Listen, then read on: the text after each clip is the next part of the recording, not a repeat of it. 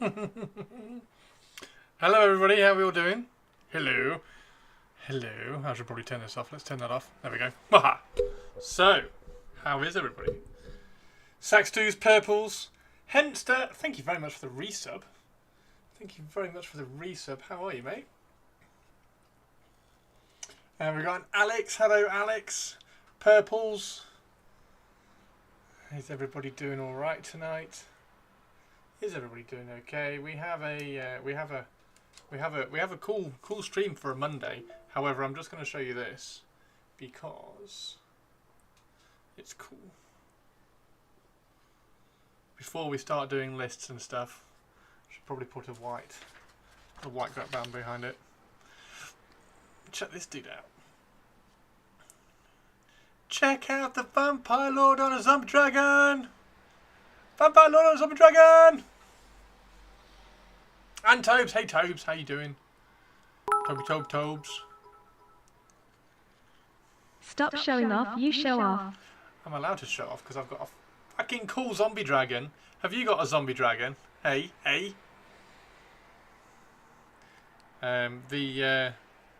This dude is...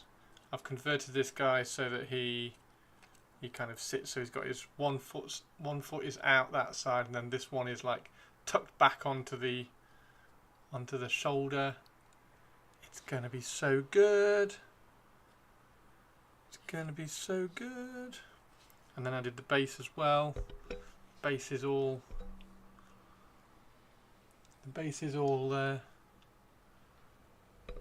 graveyarded up. I think it's awesome. I think it's really cool. It's too late now. The damage is done. Tobes, how's your day been? That's a proxy. I can't play that. Tough shit. I'm doing alright. Currently, I'm just making a character for a TTRPG. Nice! Zombie Dragon looks awesome. Thank you very much, Lady Slanesh. Yeah, it's really cool. It's really cool. So this is going to be... this is Vordry or a Vampire Lord on a Zombie Dragon. Yeah, it's mega. It's mega. Proper cool. Yeah. So it's going to be there's not a lot of damage on it. The only thing I was thinking about was maybe like drilling a hole somewhere and making and like sculpting a rib in, but ultimately I think it's suitably like detailed and battered, I think is probably the word, that it looks like it's got zombified skin anyway, so I think everything is just going to be in the paint job. So it's got some slashes in the wings as well, look. So it's already got some slashes in the wings, which is fine, that makes it look cool. But the way the scales work and everything, it's quite I don't know what the word is, just kind of like zombified, and like all the dragon scales are feel a little bit like withdrawn over the skin anyway. So I think with a good paint job, and like all this is damaged and battered, so I think it's going to be. I think it'll paint up quite well. The only thing I'm pondering, because the zombie dragon does have a breath weapon, the only thing I'm pondering is whether to add some like glowy skulls coming out of its mouth or something as a breath weapon. Yeah, not sure whether it needs it. I think it's cool. I think it's cool as hell. It was quite a lot of work to try to get the arm on the Vampire Lord to come down here like that, so that the Taria. Hug, Christopher. Thank you. How are you doing? There's quite a lot of work. Back to lurk. Thank you. Yeah, it's quite a lot of work to get the lance, so it kind of followed that line down there. But I think it's come out pretty well. Your day was alright. Mix of Rat Ogres and Final Fantasy 14. Sweet! Purpley says yes. Hendy says no. I'm inclined to agree with Hendy, you know. Read the chat, Christopher. Where is the dragon from? So the dragon The dragon. Thank you very much, Twitch Lady. You can always rely on Twitch Lady to let me know of stuff. The dragon is the old Forge World Carmine dragon, which I've had for years, and I found up in the loft about 4 or 5 years ago. Once I kind of got back into the hobby and I was going through trying to find things, and I found this one up there, and it was a dragon that I always wanted. And I bought ages and ages and ages and ages and ages ago. And it just got stuck up in the loft. And I was going to use it as a Moria dragon for Lord of the Rings, so you might have seen it on a slightly smaller oval base. But I checked with Warhammer events a while ago, a couple of weeks ago actually, about whether it would be okay to use it as a Moria dragon, and they said yes, you can. However, if you want to get nominated for Best Painted and therefore get your army photographed, put in the cabinets and then photographed. And of course I give Taria 97 huggles, but she's already gone. She's already gone. Taria has already gone. So I can take it to the tournament and I can use it in the tournament, but I can't get nominated for Best Painted because it's a licensing issue. If they take a photograph of it, it has to be a licensed Lord of the Rings model, which is quite cool. So this is me hobbying in a very, very, very kind of minute demographic, if you like. So a lot of the things that I do have to be legal if I take them to a Warhammer World tournament and I want to try and get nominated for Best Painted. So anyway, so this got kind of scrapped as a Moria dragon, and Twitch chat and my Discord were taunting me and teasing me for the last 2 weeks because I haven't got a zombie dragon. And I was going to pick one up, and then they didn't have one. Then they didn't have one in. That's someone at the door. I think that's somebody at the door. I might have to scoot off. Give me 1 second. Give me 1 second. I'll be right back. There's somebody at the door.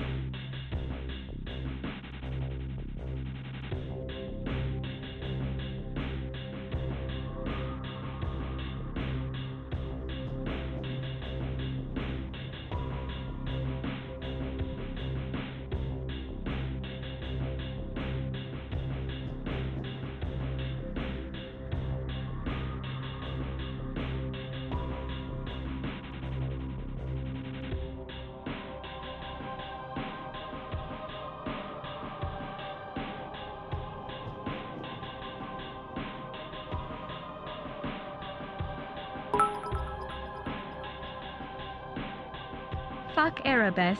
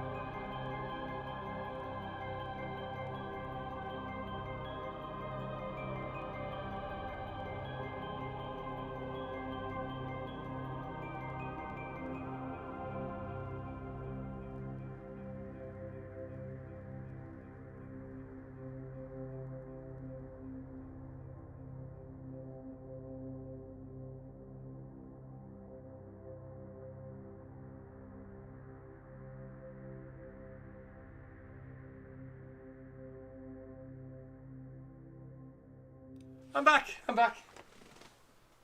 back. Have we got a herb? Did I see a herbs? Have we got a herbs in chat? Herbs, do you want to see my vampire? Isn't this Derby serial killer, also known as Afro Dude? Wait, what? What? I do. Herbs. Check this out, Herbs. How are you, Herbs? Happy Monday. I'm sorry to hear about Herbs has got a broken keyboard. Her author's keyboard has died on her, like a very, very bad author's keyboard. I will. Avian, how you doing? Come on, go away. There we go. Ah, he's fallen off. So zombie dragon. So yeah, the color scheme idea I had, I don't think it needs any zombifying as a dragon.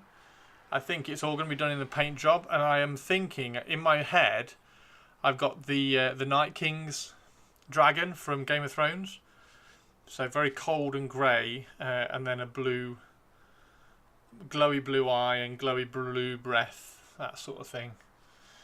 It's done me well until now. And oh, it's written Herb's 2 award-winning books.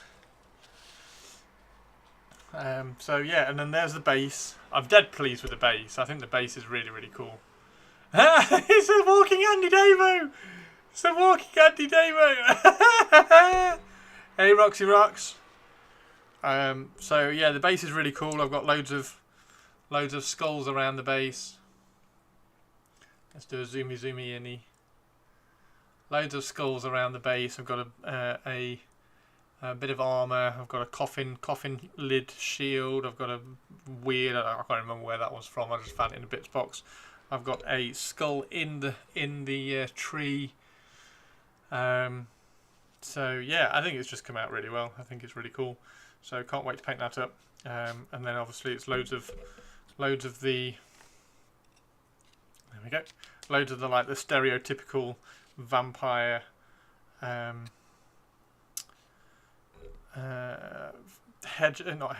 Fences, and then that one. So I've done it as if the fences were up and then the tree's kind of grown around it. So the tree has knocked all that down and it's grown around. It's grown around all those bits in there like that. So those are kind of stabbed around the tree roots as it kind of erupts out of the ground. And then you've got a little crow on there as well, because everybody needs a crow. Everybody needs a pet crow. So yeah, I think it's really cool. I think I will be going for a Manfred box art style as a starting point for my model to try and get a purple glow effect and the red armor cloth. Nice, Axedeuces. Super cool. So yeah, there he is. Dead pleased with him. And yes, he's an old Forge World model that Trish actually sculpted. Trish sculpted the dragon, the old Carmine dragon. It was a bit of a pain to get him kind of sat on there, and then I filled his bum with green stuff and then squashed him on, so the saddle kind of fits over knocked that spine off. The saddle fits over that spine there, so that spine sticks out the back, and the saddle just sits on it. Yeah, I think he's going to look really, really cool. I think he's going to look really, really cool. We need to get some painting done on him. I think it'll be a lot of airbrushing, I think. I think he's really, really good. I think he's really cool. He's really good. How is everybody doing though? How is everyone doing? We've got... Where did I put... Have I put her away already? I got Carlina out as well. I must have put her away already. I think she's in the vampire box, the really useful box already.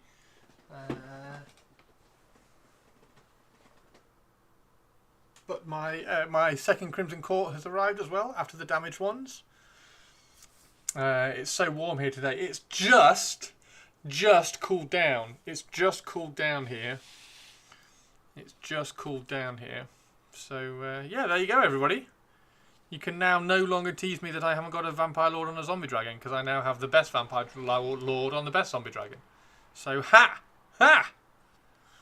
Tobes with his 2 Vampire Lords flexing, and Purpley with her Vampire Lord on a Zombie Dragon. Well, now I have the best one, because he's badass.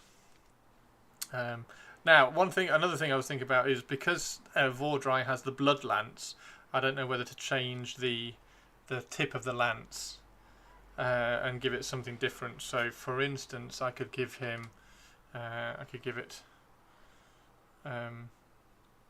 something like that, or I could give it a dark elf sword or something that's got like a blood drip on it. And then the other thing I'm not sure about, sorry, yawny. The other thing I'm not sure about is whether to give him a bear head. Roar! I'm an angry bear-headed vampire, or the helmet head. Roar! And I like both of them. I actually like both of them. You've got 3, and at least one of yours is painted. You've got 3. Yeah, but yours isn't as cool as this one. Helm. You reckon the helmeted one? Manfred head. Which one's Manfred's head? I haven't got Manfred's head. I don't have Manfred's head. Yeah, there we go. Ba-da-ba-boom. I do quite like the bear head. Tara, thank you very much for the follow. How are you doing? The bear head. You like the bear head? Yeah, I quite like the bear head. I quite like the bear head. But then equally, I do quite like the. It's one of the rare occasions where I do actually like the helmeted head as well. Dinner time! No! Herbs, come back! It's surprisingly not super hot here today. It has been. It was getting really warm earlier. But it has cooled down a fair amount now, which is nice. Right, so today, we can turn this off today because we don't need this. So today, what we're going to do is we're going to write some lists. We're going to write some lists. So it's list show. It's list show. I put a message up in. Let's move that out of the way there so I can still see Twitch chat. I put a message up in Discord to ask if anybody wants some help with lists. And the first list I was going to do was going to be Purpley's, because Purpley's was like the idea behind it anyway. And then Saxdeuce said that he wanted a Ironjaw's list that wasn't just spamming stuff. So I have an idea for an Ironjaw's list, which Saxdeuce is not going to like, and he's going to critique it, and which is going to be really, really cool, because I don't think it's. There we go. I don't think it's a list that Saxdeuce would write. So that was my aim. I was going to try and write a list that Saxdeuce wouldn't write. But I think is really, really cool. So I have a concept in my head based around one of the battle formations, which is really cool. And then also Pete wanted some help with Cruel Boys. So we're also going to do a Cruel Boy list. Again, it's based around one of the battle formations to see if we can put in a cool cool army for Cruel Boys as well. So those are the 3 that we're going to try and do, but we want to start with Purpley's. But we have to make sure that Purpley is in chat. Purpley, are you here, or is Purpley lurking? Have we lost the purple, and Purpley has cleared off? All of us Crumpin boys are here for to help. I am here. Yay, Purpley! How are you doing? So the plan is, we're going to go through here. I have a list of everything that Purpley has. And she's got some cool stuff, but I know exactly what we're going to base stuff around. And then I'm going to use this to make the lists, which is listbot, listbot.co.uk. Throw that in Twitch chat. So that's what I'm using to make the lists. Listbot.co.uk. Really, really cool. Good little website. It works on your phone as well. It just means that I can kind of sit here and go, we're going to take that, and that, and it adds them all in, and then you can add units as well. So yeah, it's really, really easy. So we're going to do that. I thought that would be a really, really cool way of doing it in here. Yes, Purpley Spark uses the official AoS app. However, I can't use the official AoS app on stream and get it to show up on stream. So that's why I'm using the listbot. Right. So this is the Iron Jaws one, and then we've also got Cruel Boys here as well, and then we have the Soulblight Gravelords here one as well. Okay. How was my? So I played a game on Friday. I'm completely out of water. I'm going to have to go and get some water quickly. Played a game on Friday. Soulblight Gravelords versus Cities of Sigmar. Against Joe from the Liam Dempsey, the Liam and Joe show on YouTube. So I played Joe, he's a cool friend of mine. Played him at 40k. Played him at 40k years and years and years ago, and I won because he couldn't wipe out a unit of wraiths. It was my like final iteration of my podium winning Necron list just before I kind of finally tweaked it. And I was like, okay, so the idea of having like a unit of wraiths that are unkillable, I think it could be quite cool. And then I added to the unit of wraiths, I added some Leash Guard as well, and just it was really cool. So I played Joe's Imperial Fists and reanimated loads of wraiths into his battle line, and yeah, it was really, really cool, really, really good game, really close game. Went to the final turn, as most of my Necron games went. Yeah, so I played Joe years and years and years ago, and then he went to Vanguard Tactics, worked over at Vanguard Tactics for a while. Now he's at Liam Dempsey with the Liam and Joe show, doing the Liam and Joe show, and yeah, so he came up for a Old World tournament this weekend just gone. He played Bretonnians, but he played Cities of Sigmar in my AoS game, which was really, really fun. And if we can, I can quickly show you actually what I took. So I had, where are we going? We had Vordry, Prince Vordry. We had, we didn't have Radikar the Beast. I took Lorca Vi, so I was 30 points under in the end. And then I had Kado as well. So in here we had Blood Knights and 2 units of Bloodborne. 2 units of Bloodborne, and then I had Lorca Vi with the Skurgan True Blades. Sorry, Lorca Vi with some Skurgan True Blades with another unit of Bloodborne, and then Kado Ezekiel had where are the skeletons? Death Rattle skeletons, which were there we go. So it was about that, I think. I think it was about that. That's 2020. Why is that over?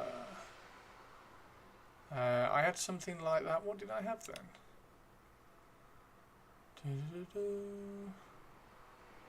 1, 2, 4 dry Lorca Vi, Kado, Death Rattle skeletons. Maybe it was just that. Maybe it was just that. Yes, that's right, because that's yeah. So it was Radikar the Beast. Yeah, that was it. So it was 1950 with Radikar the Beast in, but I didn't have Radical B, so I had Lork of I, and then Lork of I drops it down by 30 points, so I was at 1920. So I played this list. That was the list I played, and Joe had the Manticore Lady. He had 2 units of shooty dudes. The I can't even think what they're called in the Cities of Sigmar one. Flagellants, the shooty ones. And then he had a unit of basic Cities of Sigmar infantry, which were insane because he kept bringing them back. He can bring D3 back a turn, with kind of like skeletons, but not quite. But they were a pain because you could also give them a 5 at ward save, so they took quite a while to go through because I didn't throw that much into them.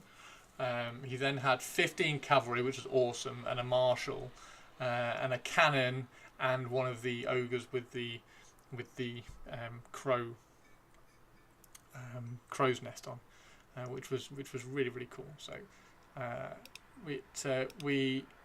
I charged forward. I was like, okay, let's just really work out what everything does in AoS. So I kind of stress tested everything, like charged things into units just to see what they would do, and played around with lots of buffs. We didn't have any manifestations because I don't have any manifestation models.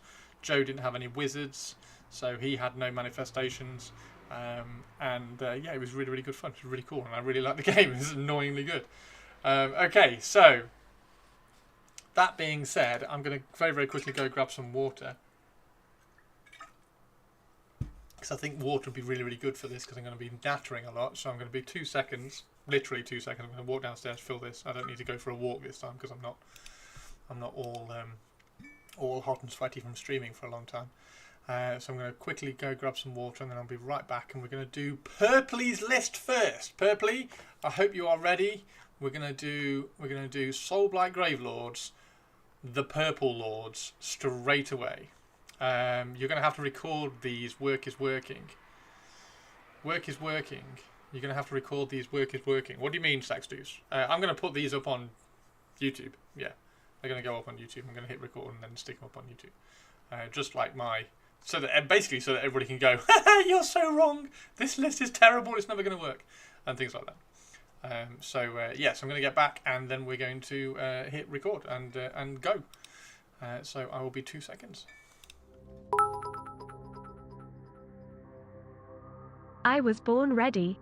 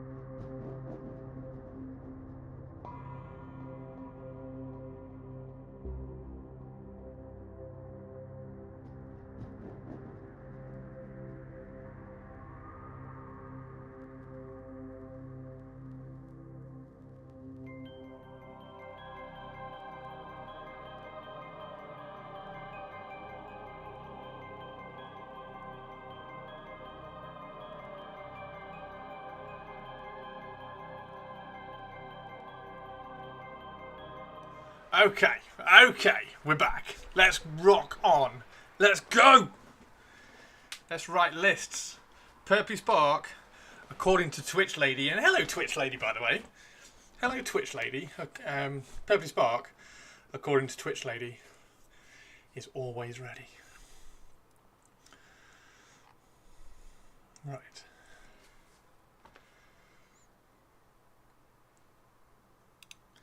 Okay. So, first one. This is this is gonna be insane.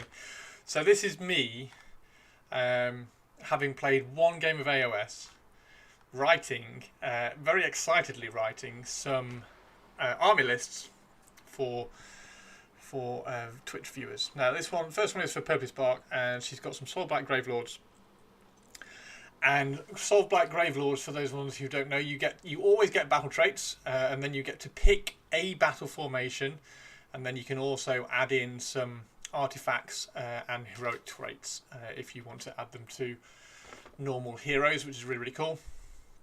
Just very, very quickly go over the battle traits so that everybody kind of knows what's happening in their mind. If you are a friendly vampire unit that has used a fight ability this turn, you can heal D3, or you can heal 2d3 if you destroyed an enemy unit with using that fight ability, which is really good. So as long as your vampires are fighting, they're always healing. Unquiet Dead, which is you do this in the deployment phase, so you pick a death rattle or a zombie unit, and you can put them in reserve, so you can put them in the grave, and then they can come up at any point in your movement phase. So here it's a Rising Dead here. So you pick a friendly unit that is in the grave in the previous turn over here, in the previous step, and you can set them up wholly within 6 inches of a terrain feature and more than 9 inches away from all enemy units.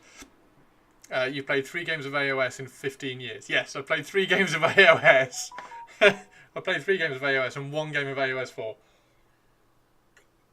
Sip, we are going to get to yours. We're going to get to your list after this one. And so the next ability that they have, so this is an army ability, so you can have Deathly Invocation, and you declare a Soul Black Gravelord's hero, and you pick 3 Death Rattle or Deadwalker units wholly within 12 inches of that hero, and then you can heal 3 to that unit, or restore 3 models, or restore models up to a health characteristic of 3, which is usually going to be 3 because you're picking like zombies or skeletons. Or, interestingly, no spoilers, Graveguard. And then once per turn, per army, in any movement phase, you can bring something. Up. So those ones that you put into the grave, you can then bring up in your opponent's turn if you want to. Have to be wholly within 12 inches of a hero, and wholly within 6 inches of a terrain feature, more than 9 inches away from all enemy units. However, if it's your movement phase, you can bring them more than 3 inches from enemy units instead of more than 9. But if you set them up within 9, you can't charge, which is cool. So you can kind of move block and stuff. Endless Legions is bring back dead units. Makes me think of Monty Python. Bring out your dead. Yes. So you can bring back dead stuff. So if you've lost a unit, you can bring back dead stuff. But bring out your dead. Bring out your dead. That's a corpse cart. So Purpley Spark has sent me a list of all the models that she's got. Now the idea here is that I'm going to try to write a list that includes as many of Purpley Spark's models that she already has. I'm not dead. I feel fine. As many of Purpley Spark's models that she has, and then add to it, or kind of like as many as we can. So I'm gonna spoil it now, Purpley. You're gonna need 1 model, probably ish. I don't know.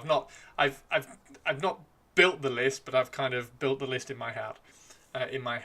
So the one that we're gonna do, I don't know which one of these battle formations is gonna be the most useful. It's either going to be Horror Unending, which is you can use Deathly Invocation an extra time a turn, Deathly Invocation being this one here. So pick a friendly Soul Blight Gravelord's hero to use this ability, and then pick up to 3.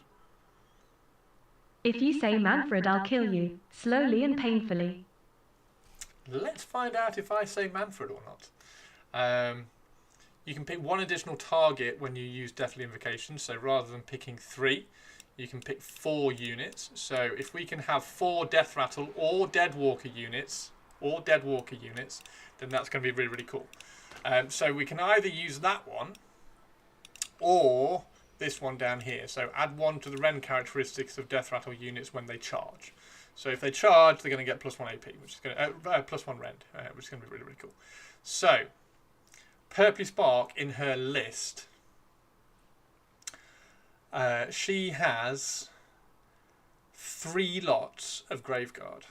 And I like Graveguard. I think Graveguard are cool. So what we're going to do is we're going to do a Death Rattle, Skeleton, Graveguard, awesome army for Purpley Spark. Now, first things to do. So there's a couple of different ways that I've kind of approached this list building. So the first one, we've got Purpley Spark. Purpley Spark has sent me lists of everything that she's got, and then I've gone, oh, okay, that's a cool unit. Let's see if I can write an army list around it, and then had a look at the rules.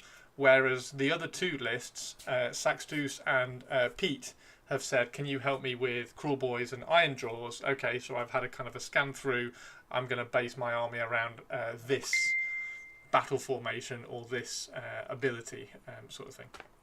So what we need to do is we need to scroll down here. We need to find Graveguard. Graveguard are somewhere down at the bottom, somewhere around here, I think. There's bats. Skeletons, Sekar. Oh, I got Sekar at the weekend as well, so I now have Sekar, which is cool. I don't know whether to give her a head swap or not. That can be for another stream. So Graveguard are... Where are they? Come on. Necromancer. Graveguard. Here we go. So Graveguard are currently Rend 1. Okay, currently Rend 1. They do crit mortals, so when you're rolling to wound, if you roll a 6, they do an automatic damage. It's only 1 damage at the moment. We might be able to buff that up to 2 damage. Don't know, maybe. And then while any friendly Soul Blight Gravelord's infantry heroes are within this unit's combat range, then both units have a ward of 5. So at the moment they have a ward of 6. All the Death Army's units in here have a ward of 6. But if these have a infantry hero with them as well, they can have a ward of 5. So they have a 4-up save and a ward of 5, and you can bring them back in any hero phase as well. So this should be really, really cool. Now, what heroes are we going to need to start this army off, if you like? And the first one that we're going to put in so that we can kind of start the army is, I think, a White King. So we're going to find a White King. Where's a White King? Because if we have a look at a White King... Where are we? Where's White King? Where's White King? Kado, really, really cool. Where is the White King? We must have gone past the White King. Zombie Dragon, or maybe not. There we go, White King. So the White King. Hey Francois, how you doing? Pick a friendly non-hero Death Rattle infantry unit, so the Graveguards, that has not used a fight ability this turn, and it is within the unit's combat range to be with the target. The target can be picked to use a fight ability immediately after the fight ability has been used for this unit. If it is picked to do so, add 1 to the hit rolls for the target's attack. So what we're going to do to start off with, so we're going to add a hero in here, we're going to add a White King on, and we're going to add 2 units of Graveguard. Boom. Another unit of Graveguard, and we're going to reinforce 1. There we go. So we now have 3 units of Graveguard. Can you please walk me through Dark Elves? Dark Elves? Dark Elves in AoS? That's going to take a long time, Francois. It's going to take a long time. I might do a Dark Elf video for Old World. So there we go. So we've got 2 units of Graveguard. So Purpley Spark says she's got 3 units. So 3 units of 10 is 2 units, 1 unit of 20, 1 unit of 10. So that's that. So we've got the Graveguard in. We've already spent 590 points. Now, what do we need on top of that? So that's kind of like the we've definitely got like a central like anvil unit to kind of wander up and smash things around. We could probably use a necromancer. Is going to be really interesting now. I think you can add a necromancer in. Oh no, you can't add a necromancer into there.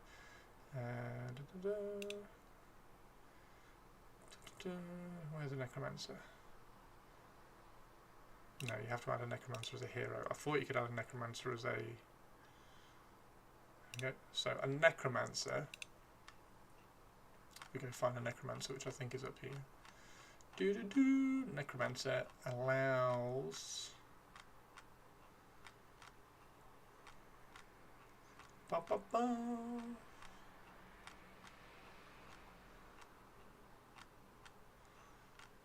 Necromancer. Come on, Necromancer. Where are you? Oh, that's Vordry. We must have gone past the Necromancer. Thought the Witch Cult was in AoS. We don't play witches. Oh, yeah, so the witches are. Yeah, witches are. So the Daughters of Cain. Daughters of Cain are in AoS, yes. Not Dark Elves, though. Dark Elves are in our Old World. And I do want to do a... here's a Necromancer. So the Necromancer...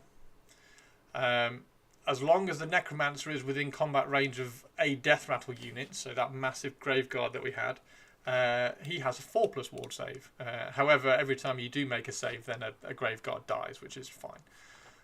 However, ding! Once per turn in your combat phase, you can pick a Death Rattle unit, so my unit of 20 Graveguard, roll a dice. On a 3+, they can fight again. However, the second time they fight last, so they fight right at the end of the combat phase. However, they've got a 4+ save and a 5+ ward save, so they should be surviving. So they get to fight twice, which is proper cool. Proper cool. So we're at 730 points at the moment for 20 Graveguard, 10 Graveguard, a Necromancer, and a White King. Though some Dark Elves were in Cities of Sigmar. Yeah, some are in. Yeah, there's some Dark Elves in Cities of Sigmar, but you can't really write it. You can write a Dark Elf army, but right. So, okay, let's come back here. So that's the kind of the central bit of the army. Let's see what else we can add in. What else do we want? We want some stuff. So one of the things that I found that I really liked when I was playing was how long it took just to kind of get through skeletons as normal. I don't think you have any skelly bobs, do you, purples? So you haven't got any skellies on here. However, you do have some. You do have some zombies. So zombies are pretty cool because they start with 20, and if you have a look at zombies, they are right down at the bottom. So unit of 20 zombies. They've all got 1 health. They do mortal wounds at the end of a fight phase, and 6+ save, 6+ ward. But you can bring them back. They're just like a massive annoyance. Apart from Graveguard and Black Knights, I don't have skellies. Yes. Oh, you got Black Knights. You do have Black Knights. Oh, we need to have Black Knights in. I missed the Black Knights, so we need to. I wonder whether you can add a Necromancer in as a White King. So if we add a White King on Skeletal Steed and add Black Knights into that, can I then add a Necromancer into here? There are some heroes that you can add in, but I can't remember where it says. There are some heroes that you can add into a regiment without them being like without them being a hero as such. But I can't remember where it says that. And I thought a Necromancer you could. Where's the Necromancer gone? White King. Can you do it on the White King? Death, hero, infantry. Where's the points? There's the points.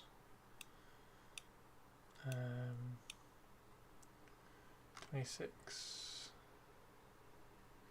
Page 26 for Soplights. Ah, there we go. This hero can join an eligible regiment as a Virkos Retainer. What's a Virkos Retainer?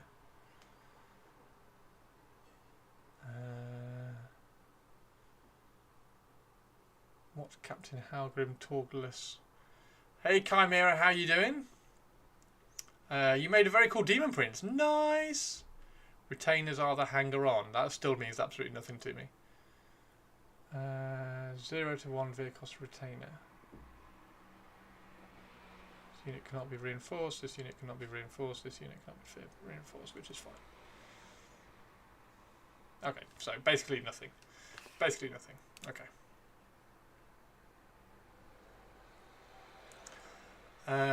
Okay, so we have a White King on Skeletal Steed and 5 Black Knights. Oh, purpley, you're going to end up with so many drops. So, Black Knights.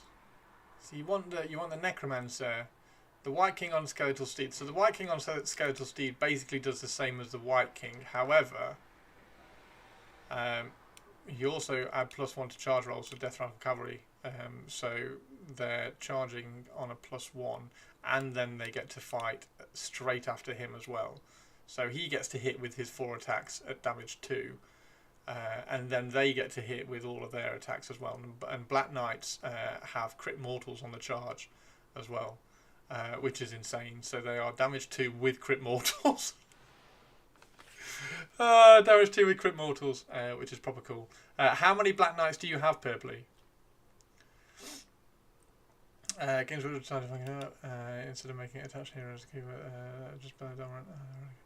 So it says, just 1 unit of 5. Okay, so you got 1 unit of 5 of those. So this one might be. This might be the first one that we drop out. Okay, so the one character that I want to add to Purpley's collection, which I think works really well with all of this. If we go right up to the top. We go right up to the top and find Manfred von Garstein. So Manfred von Garstein, if this unit has slain any enemy models this turn, for the rest of the turn, add 1 to the attacks of Death Rattle. No, I'm joking. Neferata. Okay. Okay, so Neferata. Neferata allows you to move at the beginning of the game. So those Graveguard that we put down. So the 2 units of Graveguard on the unit of zombies. So the Death Rattle and the Deadwalkers, they get to move before the game starts. So you're deploying, and then you get to kind of pre-move, and you get to go and cap and sit on some objectives before like the game has even started. Now this is really useful because zombies and Graveguard are particularly slow. I think they're only movement 4, so this gives them an extra move right at the beginning as well, just to kind of get out there a little bit, which is excellent. And then also subtract 1 from hit rolls for combat attacks that target friendly Soulblight Gravelords units while they are wholly within 6 inches of this unit. So 6 inches, a unit of 10 is quite easy to be within 6 inches of a unit. It's quite easy to be a unit of 20 within 6 inches. So what I want to do, Purpley, is add your first purchase. And of course, this is going to be something that we're building up to anyway. So this is something that Purpley can aim towards. We're going to add Neferata in there. And also, Neferata is a wizard too, so she can cast 2 spells. Now, the Soulblight spells are awesome. They're awesome. Just saying. They're brilliant. So you've got Vile Transference. You cast it, and you pick a target that you can see within 18 inches. And for each 6, you roll a number of dice equal to the models in the unit. So if there's a unit of 20 orcs or 20 bloodletters or something within 18 inches, you roll 20 dice. For each 6, they take a mortal damage, and then you also heal the caster. So Neferata can be healing herself. She's also going to make a unit strike last if she wants to, remembering that she can cast twice. So she can cast this and Vile Transference if she wants to. She also has her own spell, which is really good. You can also do Waste Away, which is excellent. So if you've got something charging in that's got some cavalry tend to have +1 damage on the charge. You can cast this on them and turn them back down to 1 damage, so you're literally halving their damage output. This is also excellent. It's one of those things that it's situational, so you need to be aware of the damage of opponents' models when they're charging in, and you can get her in position and take the damage down. And then, of course, she also has her own spell, which is Dark Mist, and you pick a friendly non-monster Soulblight Gravelord unit wholly within 12 inches, and they ignore modifiers to save rolls until the start of your next turn. So these Graveguard that we've got, these beautiful Graveguard here that have got a 4-up save, have now always got a 4-up save. Always got a 4-up save. And as long as a Soulblight Infantry hero unit is within combat range of them, which is within 3 inches, so basically you just walk these up the battlefield with a White King next to them, they have a 5-up ward save. So you're... it's ridiculous. So you're halving all the damage that's gone into them anyway, because they have a 4-up save. And then you're thirding all the damage that then goes through as well. So if you get 20 damage coming into you, so if you get 20 wounds coming in, 20 wounds, sorry, not 20 damage, 20 wounds coming in, you're saving half of them, so that's 10 wounds gone through. You're then saving a further third of those, so from 20 wounds coming through, you've only got 7 damage going through onto the Graveguard, because they have a 4-up save and then a 5-up ward save. So this is awesome. Love that combination, so I hope you can agree that adding Neferata in here is a really, really cool idea. So there we go. Hey Spike, how are you doing? How are you doing? Okay, so that's the Graveguard, and we've got a unit of Black Knights. I'm not completely sold on the Black Knights in terms of having the White King there, so we might just drop the White King out and maybe drop him in there. Maybe drop the Black Knights in there. We'll see. What's that? So we've now got 500 points left to spend, which is good, because now we can do some shenanigans with other stuff, which is cool. There are a few other things that we can do. The option, or the kind of the conversation between a necromancer. Where was the necromancer? The conversation between a necromancer. So this one here. So a necromancer gives himself a 4+ ward save. So 5 health, 6-up save, 4+ ward, and then gets them to fight twice. So just so that we know on this one, the Graveguard, where are they? I think they get 2 attacks each. So they get 2 attacks each, so that's 40 attacks from a unit of 20, 80 attacks if you get them to fight twice, all with crit mortals, and they've got a 4+, 5+, which is cool. Now, you could also have... have you got any of the Mortis engines? I can't remember, Purpley. Have you got any Mortis engines? Mortis engines. No, you haven't got any Mortis engines. No Mortis engines for Purpley. So, I'm not going to add one in Purpley. However, if you check this one out here, so the actual Mortis engine. For the sake of arguing about all of this, you have the Bloodseeker Palanquin, the Mortis engine, and the Coven Throne. Okay, nobody knows what the difference between any of these is. So you can get this kit. I would probably build it with this vampiress on there, with the that's the Bloodseeker Palanquin. It's got like a massive cauldron of blood on it.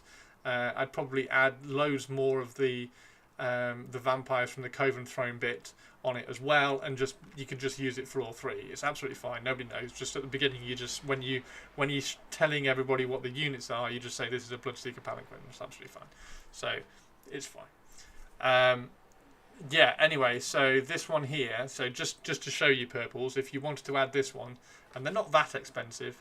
When a friendly Death Rattle unit wholly within 12 inches of this unit is picked to be the target of the Deathly Invocation, remember the Deathly Invocation is adding 3 to the unit, you can add an additional D3 as well. So now, in theory, Graveguard could be adding 6 back to their unit, which is ridiculous.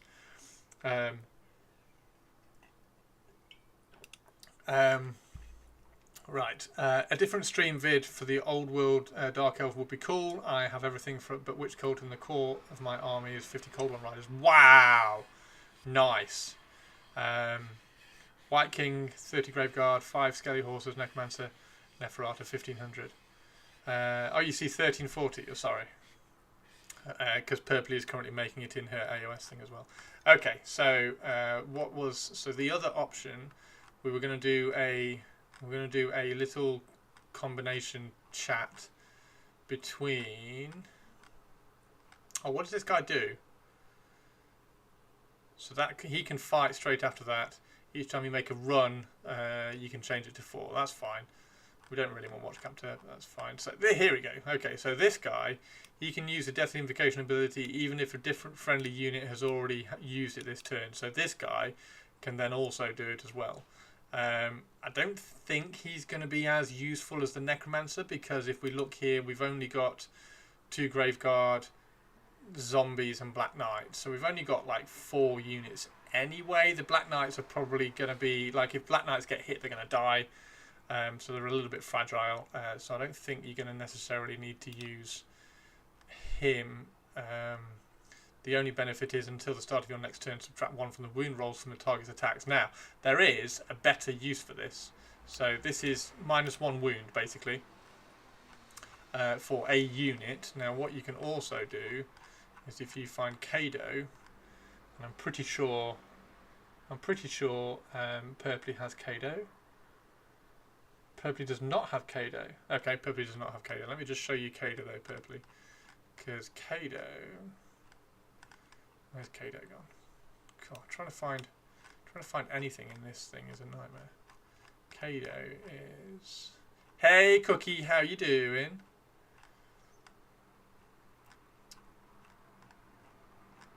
I thought he was in here. Vampire Lord. Kado, here we go. So Kado, you can target a unit of Graveguard, and they are then -1 to wound. So the Graveguard then are -1 to wound, always having a 4-up save and a 5+ ward. Awesome, really, really. In a unit of 20, that can get 3 back every turn.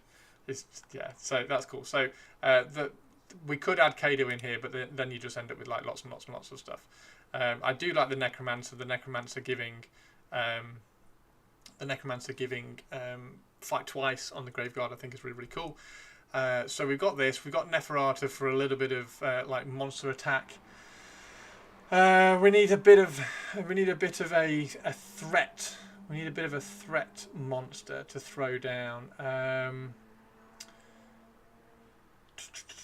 So Purpley does have Radikar. Radikar would be cool. Now Radikar is quite a cool one because Radikar can break through lines, which is really, really fun.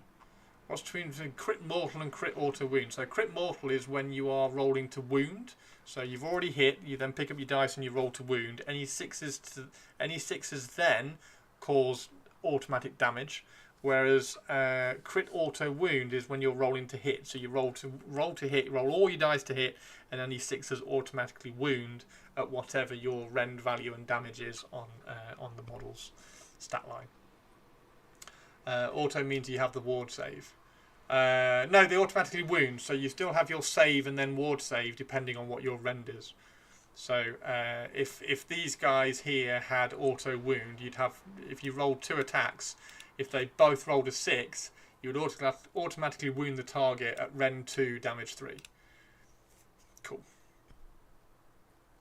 Crit are always on the... Crit is always on the hit roll. Oh, is it?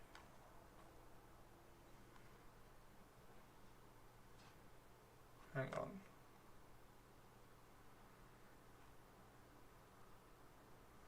So crit mortal is if you roll a 6 to hit, you automatically do 2 damage. Oh, okay. There we go. Okay.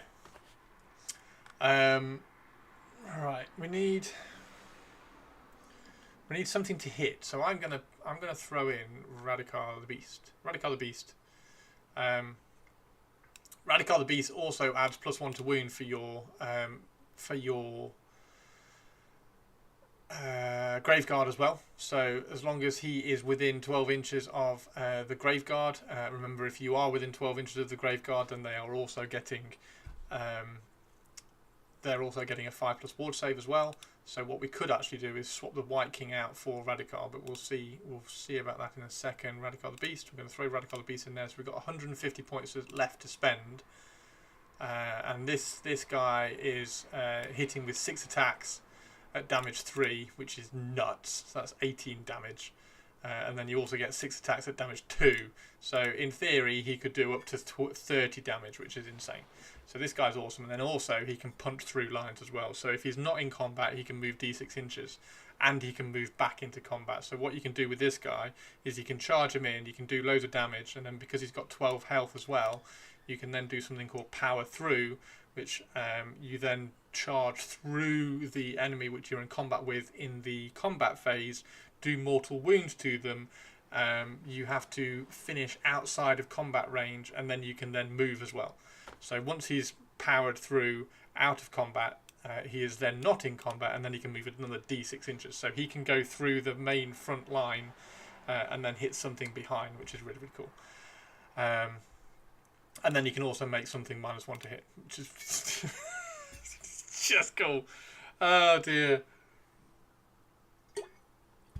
Oh, yeah, so he's really cool. So that's your.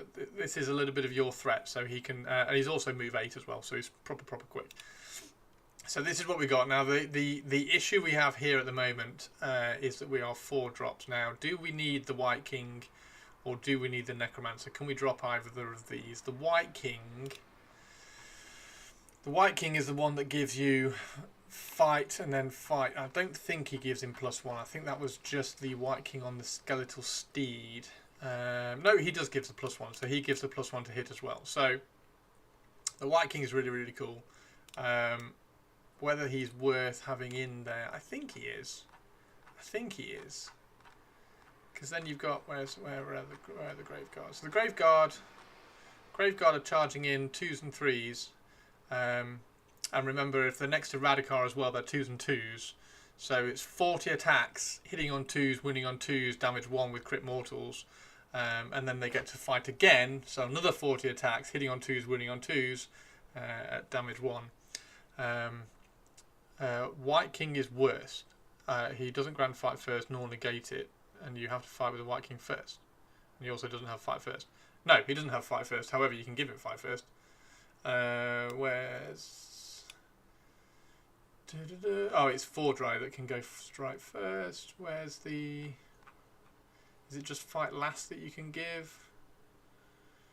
Is there a way of getting fight first, or is it just getting fight last? So you can do fight last. You can do fight last on an enemy that is in combat with the Graveguard, and then you can also go strike last. So you can give the and that's only the hero. So you can go.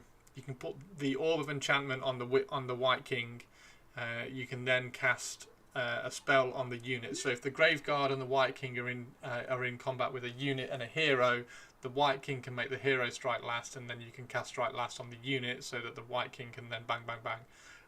And then because you're picking your combat order, once you get to the strike last part of the combat phase, you get to pick first. So you then pick the skeletons to strike last first before the other ones strike last. So yeah, I am going to keep both of those in. I like the White King because you're hitting. The only thing in here is whether we need another 10 Graveguard. We might not need that 10 Graveguard. Now, what else do we need in here? I think we need some. We need some direwolves. You've got direwolves. How many direwolves have you got? You've only got 1 unit of direwolves, which is fine. So we've got 140 direwolves. That's 1990. I don't think we need another unit of 10 Graveguard in here. I'm not sure we need the Black Knights. What else have you got in? What else have you got unit-wise? Blood Knights. Oh shit, you got Blood Knights. You got Blood Knights purples. So you've got 20. So if we drop both of those and add Blood Knights in, Blood Knights, not Black Knights, Blood Knights. There we go. 1910.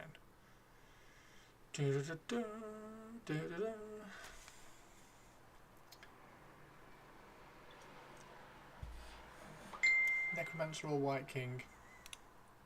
Necromancer or White King?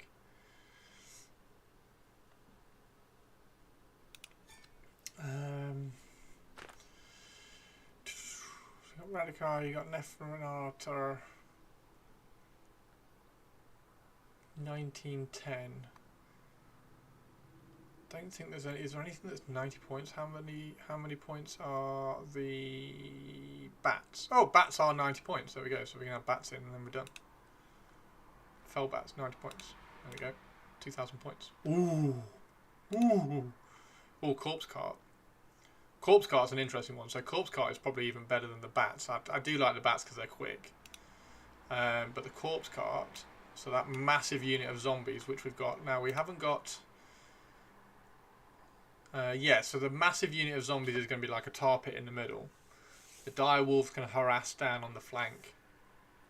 Neferata can harass down on the flank as well. So Neferata, I will put Neferata and the dire wolves on the flank to kind of shepherd things into the middle where your Graveguard and your zombies are.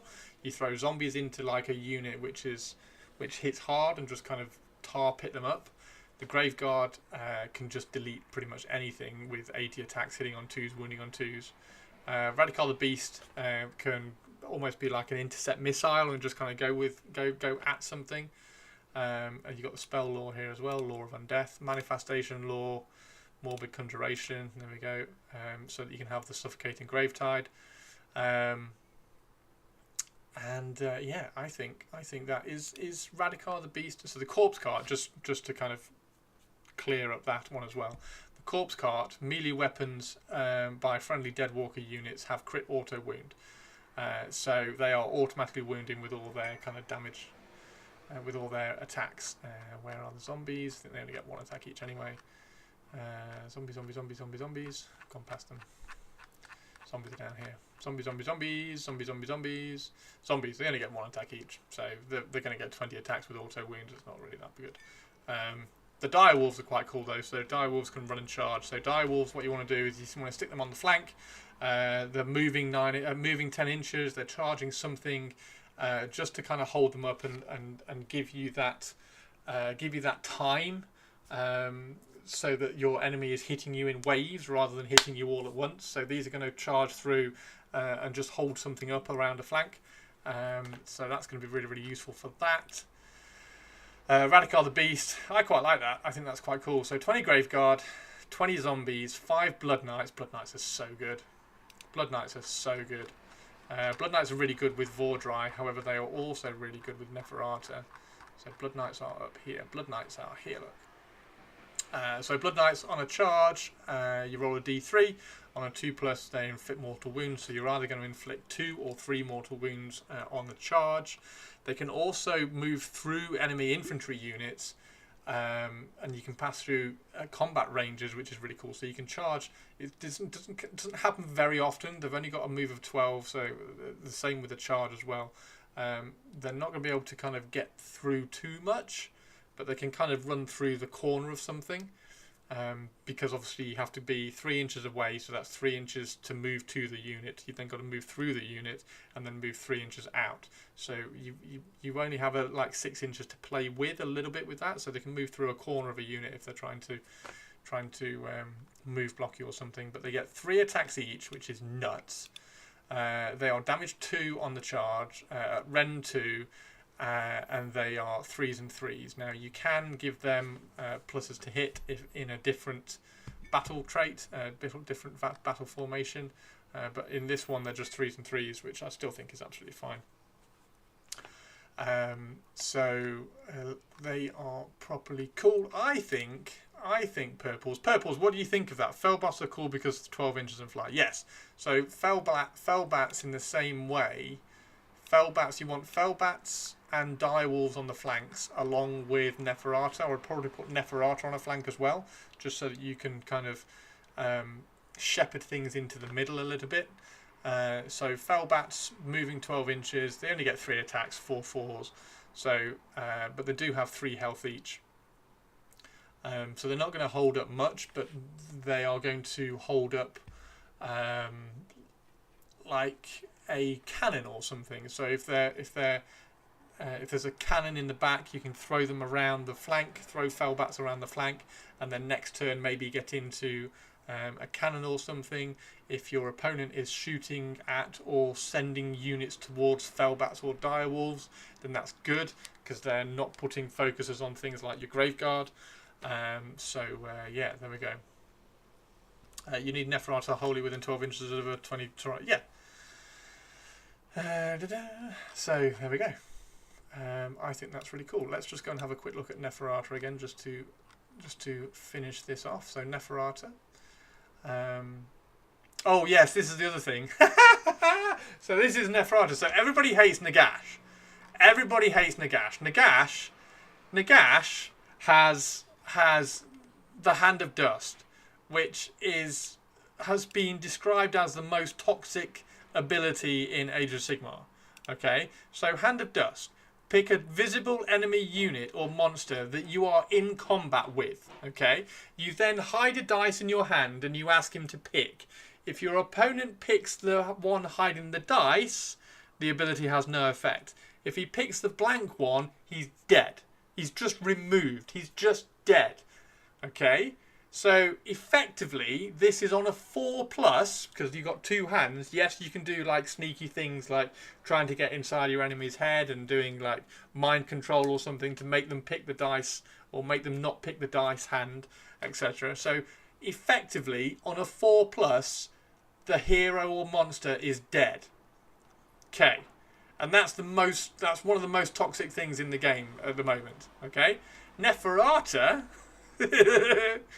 Neferata. Pick an enemy hero that was allocated any damage by this unit's Akhmet Har this turn to be the target. Okay? So same thing, you pick an enemy hero that is in combat with you, and you have Akhmet Har here, which is 5 attacks, hits on a 3, wounds on a 3, so you may be getting something like 3 wounds through. But it's rend 2, and if you're killing a hero, it's rend 3, so that one of these is probably going to go through. Okay? 5 attacks, 3s and 3s at rend 3 against a hero.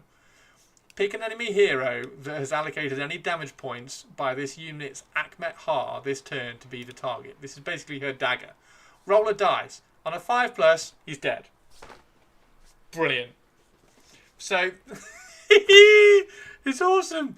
It's so good. It's so good. Akhmet Har only works versus heroes, so you're always going to have Rend 3. It doesn't. Akhmet Har works against anything. It's just against a hero, it's Rend 1. This only works against a hero, but that works against anything. It's just that if you're fighting a hero, you get +1 Rend. Okay. Yes, there we go. So if you're fighting a hero on a 5+, it's automatically dead. So she's basically a mini Nagash. It's amazing. 33% to kill. Imagine going up against Archaon, or even imagine going up against Nagash, because it's your turn, so you get to do your ability first. You've done a wound to Nagash. Okay, 5+, you're just dead before you can Hand of Dust me. That's brilliant. So Neferata, you need to get a Neferata, purples. You need to get a Neferata. So that's the list. That's the list. We've got. You can move all of these around as well. I don't know who you'd make Neferata your general, so she's the general there. It doesn't really matter what goes where. You'd probably give. I don't know. You'd probably put the Blood Knights in with Neferata because, like, why not? Blood Knights. There you go. Blood Knights go in there. 2,000 points. White King and Graveguard. You keep the Necromancer, the White King and the Graveguard all together. You put Radikar in the middle with all of these as well. You put Neferata and the Direwolves out to one flank. You put the Felbats out on the other flank. The Direwolves and the Felbats are pretty much like just on the flanks. They just do their own thing.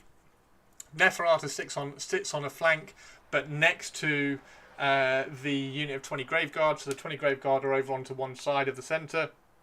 Zombies also in the centre. Neferata over on this flank next to the zombies. You've got the White King and the Necromancer in the middle. You've got Radikar the Beast behind it in the centre, just kind of charging through the centre and doing shit. I think that's cool. So there is list number one. List number one, we've done it! Woohoo! And now everybody on YouTube can now come into the comment section down below and rate my list. There we go, rate my list. So yeah, Neferata's epic. Neferata is epic. Kragnos just laughs at your you die ability. There we go. So Felbat. So the only thing you have to get, purples, is Neferata, which you need to get anyway because Neferata is amazing. Death March along with it. Now this was the thing, wasn't it? So Death March, which one do we actually pick? I originally thought we were going to do Horror Unending or Tide of Bones.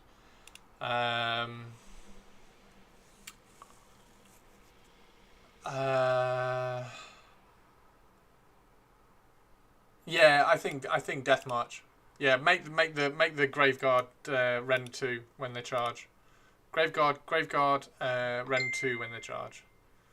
Because you don't need to do this. You don't need an additional. You don't need to heal 4 because we've only got 1, 2. We've only got 2 anyway. Yeah, I think go with Death March. You could go with the Bacchanal of Blood, so it's one of these two. If you take Death March, then you need to focus your kind of your punch around the Graveguard going in. So kind of get anybody in position to be able to do get everybody in position to be able to do the 80 attacks with the Graveguard, which is quite cool. And then they are Ren 2 as well, so they're going to be getting the damage through. Or you could go with the +1 casting rolls and +1 to wound, because you do have Neferata, which is a zombie, which is a vampire. You've got the 5 Blood Knights, which are also vampires, and you've got Radikar the Beast, which is also a vampire. So you've got the three vampire units in here as well. If you were doing that,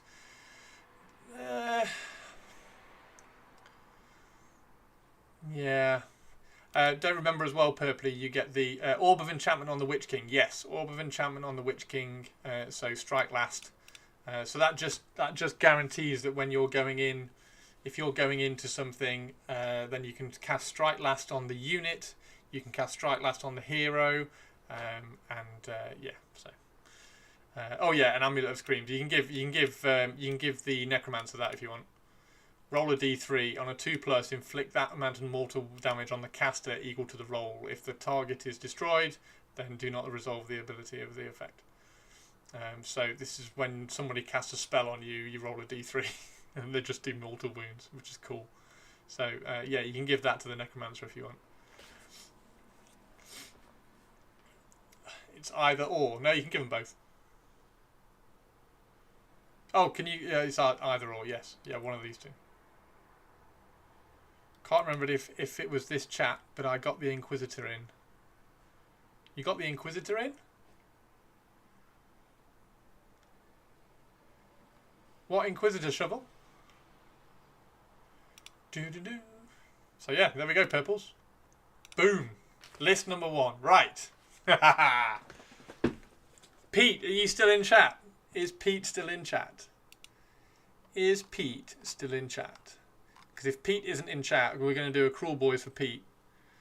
Oh yeah, we can add a heroic, can't we? Where's a heroic? So that's an artifact. A heroic trait. So you could give the Necromancer... You could give the Necromancer Unbending Will and make the Death Rattle... make the Graveguard 20 control score plus d6. Oh,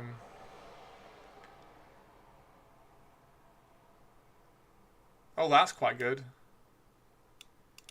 Yeah, that's quite good. I'd probably take Lash of the Sire. Put the Lash of the Sire on the Necromancer, because the Necromancer is always going to be within combat range of the Graveguard, so that he can get his ward save, and then Graveguard can pile in an extra.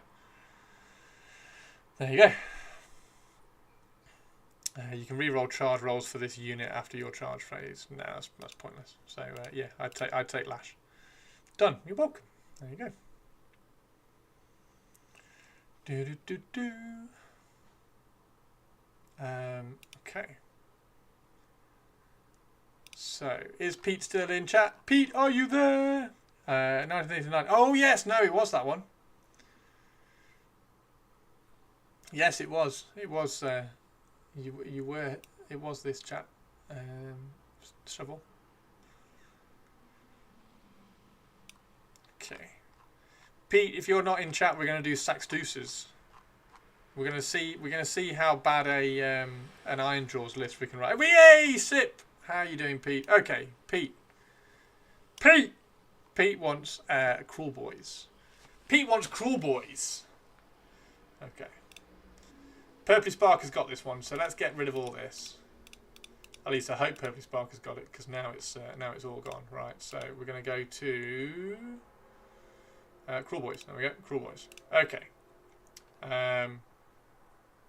Okay, right at the end of the stream, I won a bidding on another good. Oh, nice one! Sweet. Okay. So, Cruel Boys. Hey, Twitch lady. I got it indeed. Thank you, Christopher. Is that exciting enough for you? Did you think that was cool enough? Did I sell Neferata enough for you, Twitch lady? Get Neferata, she's amazing. 5+ you did. Okay. So this is Pete's. This is Pete's. So the Uruk War Clans. The Uruk War Clans are split into two different sort of factions. You have the Iron Jaws, and the Cruel Boys. So we're going to do Iron Jaws after this for Sax Deuce. And we're going to write a list for Cruel Boys for Pete, which is going to be fun. So the Iron Jaw battle traits, and then you have the where are we? There we go. Cruel Boy battle traits here. Now the Cruel Boy is quite interesting. So you get dirty tricks with the Cruel Boys. So at the beginning of any of your phases, you can do one of these dirty tricks, and you roll a dice, and for the first dirty trick it goes off on a 2+. Your second dirty trick goes off on a 3+. Your third dirty trick goes off on a 4+, and fourth or any more you go off on a 5+. Hey LLV, how are you doing? So these are the dirty tricks that you can do. So some of them kind of feel impactful, some of them maybe not, but obviously I've just had a quick kind of look through these. So I might be missing something. If I am missing something, then drop me a comment down below. So pick a friendly Cruel Boys infantry unit to be the target, and then make a dirty trick roll. So this is your dirty trick roll here. If this is the first time, which this one probably will be because this is in your hero phase, so right at the beginning of the turn, so this is one where you're going to be doing first. Until the start of your next turn, so this is your turn, your opponent's turn, then that unit has critical hits on unmodified hit rolls of a 5+. So if you get crit mortals or crit extra hits or crit auto wounds, you're going to be doing that on a 5+ rather than a 6+. So that's really, really cool. In the charge phase, the next one, which is lethal surprise, again, you make a dirty trick roll, and you pick an enemy unit that charged this turn and it is in combat with any friendly Cruel Boy units.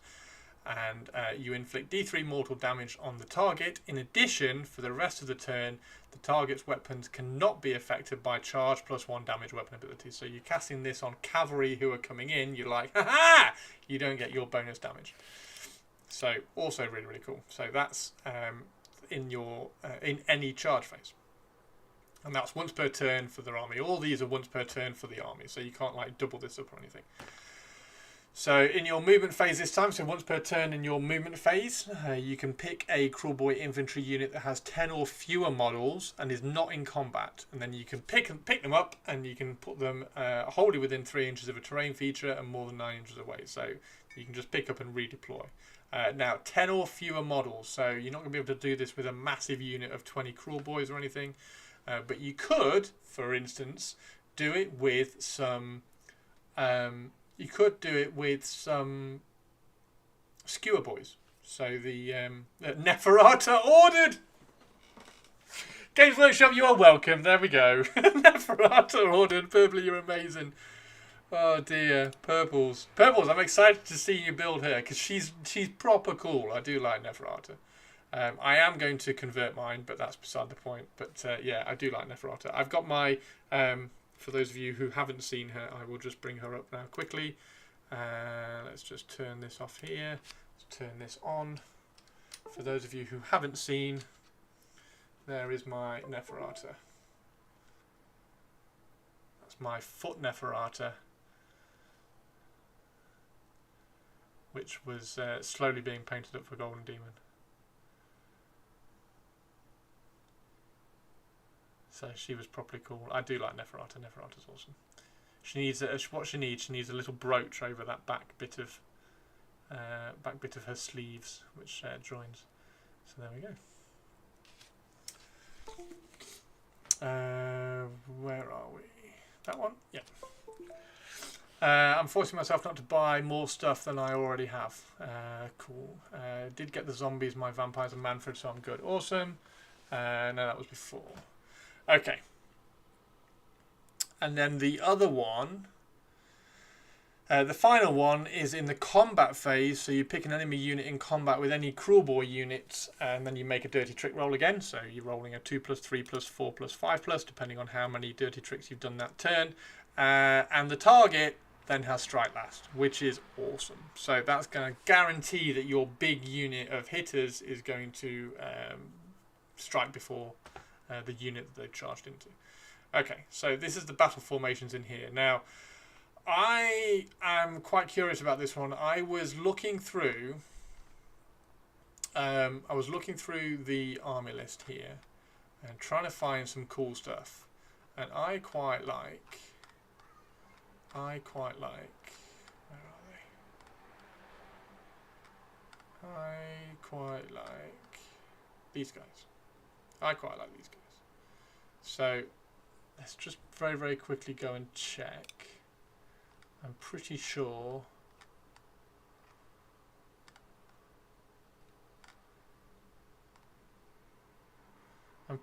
these ones are reinforceable. Let me just check. Manskewer Bolt Boys.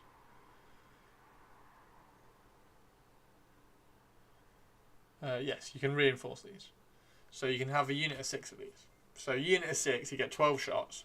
Hitting on 4s, winning on 3s. You can critting auto wounding at rend 1, damage 2. However, if they haven't moved, then they can add +1 to hit. And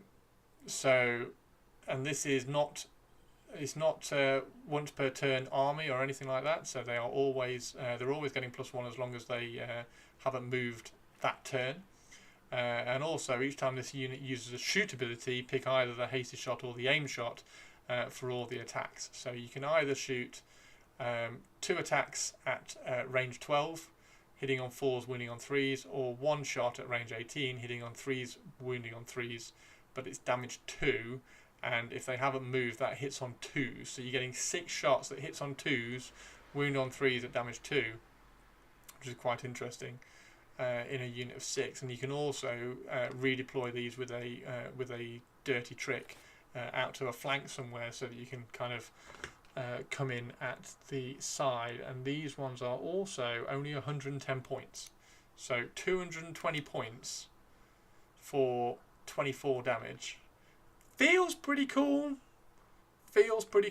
Whether it is or not, I don't know.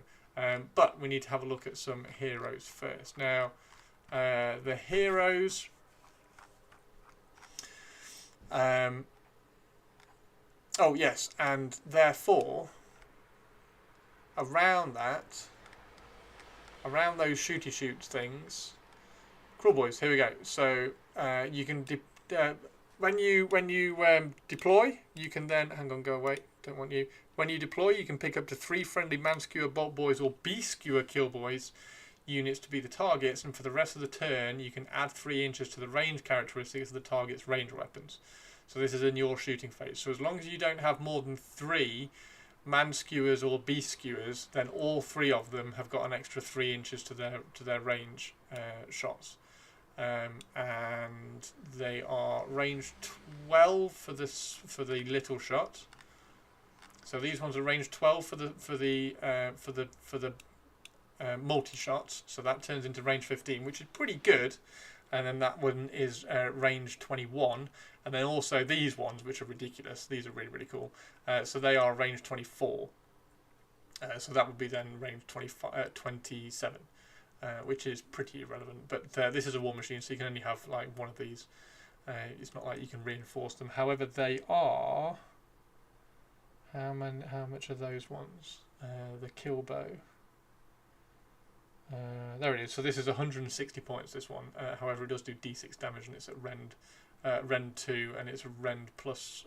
so it's Rend 3 against a monster, and it's on an auto wound, which is just cool. And it also, as well, if it hasn't moved, it also gets +1 to hit. So it's hitting on 3s, wounding on 2s, at Rend 3, damage d6 against monsters, which is also pretty cool. Oh, and also, if you're shooting at a monster, it's also damage 6. Just casually. Redeploy, they've moved, so no +1 to hit. Yeah, so if you redeploy them, they don't get the +1 to hit, but you're redeploying them for the next turn. So that they redeploy, they're hitting on 4s, wounding on 3s, and the next turn they're then hitting on 3s, wounding on 3s. Okay. Yeah, they're quite cool. I do quite like these. So I will probably try to get some of these in. And then I can redeploy one of those out onto a flank in the first turn, so that they can get some line of sight and ranges and just kind of harass over on a flank somewhere. I think that would be really, really cool. Right, let's have a look at... been using the Beast Skewer quite a lot, been very handy on taking out big monster units. Excellent, so you already have one of these. Good. Have you just been using one, or have you got two? I'm quite interested in two. I don't know what the points are going to work out. Right, so let's go back up here. I'm trying to work out what all these units are. Cruel Boy Monster Killers seem hilarious. I don't know how many points they are. Monster Killers. Are they... I think they're a Warcry warband or something. They're only 120 points. They're quite fun to mess around with monsters. So... Right, where are we? So Gobsprak and Kragnos, I really do not like this model, so this is not going in any army lists that I write. However, let's have a quick look at him. If this unit was picked to be the target of the spell, roll the dice on a 3+, ignore the effect of the spell on this unit. Okay, so 3+ ignore spell. This unit would automatically be destroyed. It is not automatically destroyed. Instead, you can have 6 damage to it. Perfect. Rampage and Destruction. If this unit charged, pick one of the following. Roll a dice. 2+. Wow, okay, so we can do 6 mortal damage on the way in. Or it can pick a monster in combat, 2d6 on a 7. This ability has no effect. Otherwise, inflict the amount of mortal damage on that unit equal to the result of the dice used for the d6 roll multiplied together. Fucking hell! For example, if you roll a 2 and a 6, it would inflict 12 mortal damage. So you can do 36 mortal damage.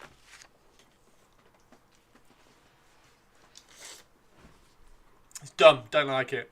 Add 1 to the number of dice rolled when making charge rolls for friendly destruction units while you are holding within 12 inches of this unit, up to a maximum of 3. Yeah, I don't like it. Don't like it. It's dumb. It's dumb. It's dumb. Okay, so Gobsprak. I like the Vulture Dude. So we want to put one of the Vulture Dudes in to be the main hero, and also... Is it this one? There's one where I can add something to the companion attacks. Is that in a spell? There was something here where I could add damage to the companion.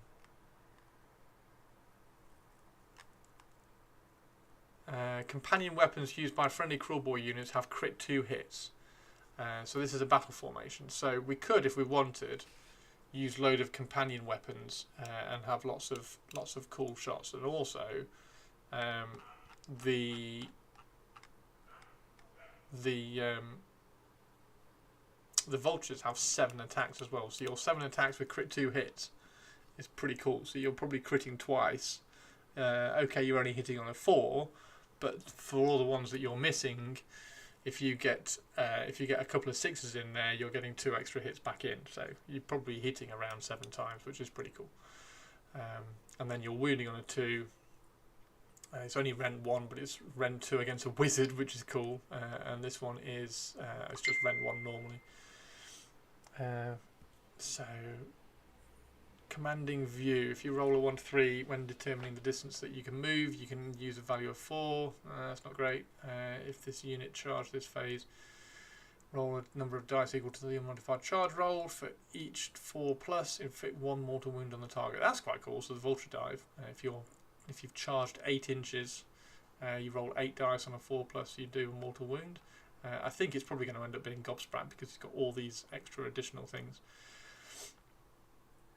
Pick an enemy unit in combat, roll a dice. If the roll exceeds the target's health characteristic, 1 model in the target is slain. I love that. That's really, really cool.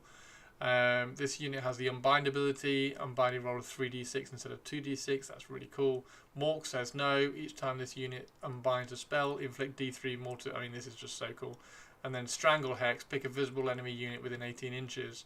And make a casting roll of 2d6, roll a number of dice equal to the target's health characteristic to a maximum of 10. For each, yeah, this is just cool. So Gobsprat is straight away going in. He's nuts cool. And he's also a really, really cool model. Where's Gobsprat? Gobsprat Mathemore, there we go. He goes in. And then we already know that we want some Beast and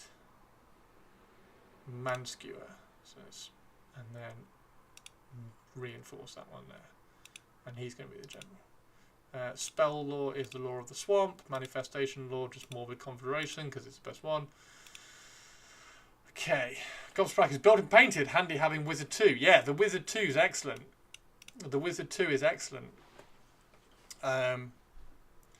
Because that's pretty cool. Doing mortal wounds is pretty cool, and then you also get the spells. So the Law of the Swamp. So pick a friendly Cruelboy wizard to cast his spell. Make a casting roll of 2d6. For each 6, inflict 1 mortal damage. So his spell is better than that, but this is only on a 5. Pick a friendly Cruelboy wizard to cast his spell. Pick a visible enemy unit wholly within 18. -1 attacks. That's pretty cool. And then you also get to pick a visible friendly Cruelboy unit within 12 until the start of your next turn. Add 1 to the saves. That's pretty good as well. That's pretty good. Does that stack? That's going to stack with the defense command ability, because saves you can stack saves, can't you? So that's, you can get an extra +1 from that as well. All out defense. There we go. Thank you. So yeah, he's really, really cool. Right, let's go and find. I like this guy as well. This killer boss on the Great Gnash Tooth. So you get it's a double stipulation. It's a while your unit is contesting an objective you do not control, add 1 to the hit rolls. So that would be really cool if it wasn't while this unit is contesting an objective. It's really annoying.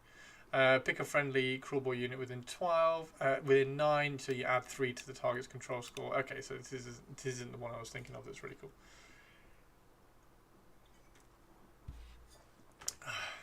Okay. Stabgrot. Right, so we need a unit that's going to do something. So we need. So they get a ward. That's pretty good actually. And then pick an enemy unit on a 1, on a 2, 5, 1, and on a 6 D3. That's okay. It depends how expensive a Merc Knob is. Merc Knob's got to be like 60 points. 120? Nope. Swampcaller Shaman. Passive. This unit's Potgrot is a token. Add 1 to the casting rolls while the Potgrot is on the battlefield. If you make an undefined casting roll of 4 or less. Okay, so it gets +1. Once per turn, you can add 1 to save rolls for the target for the rest of the turn. Bloody hell, there's another way to get +1 save. Okay, so he's cool. So we need a Shaman. There we go. Throw him in, because then we can get another. We can get some more saves. So that's 5 plus. Isn't there a? Is there a big unit? Is there a beastie unit? No, these ones. No, he's just a single unit on a.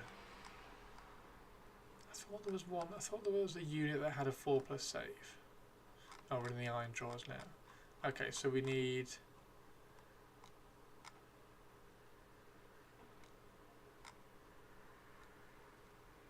Gut rippers. One from the hit rolls for attacks made by non-hero units targets the unit for the rest of the turn. So they got a 5 plus save, which goes to a 4 plus save, which goes to a 3 plus save if you can stack everything onto it. And then they are okay. So they need. So we need some gut rippers in here. Gut rippers. Double it up. 340 points. 340 points. Hitting on a 4, wounding on a 3. Troggoth work really well, sometimes run 3 for the lols. These dudes. Not this one. Where is he? I really like that one. Where is he? Where's he gone? This guy. This guy's pretty cool.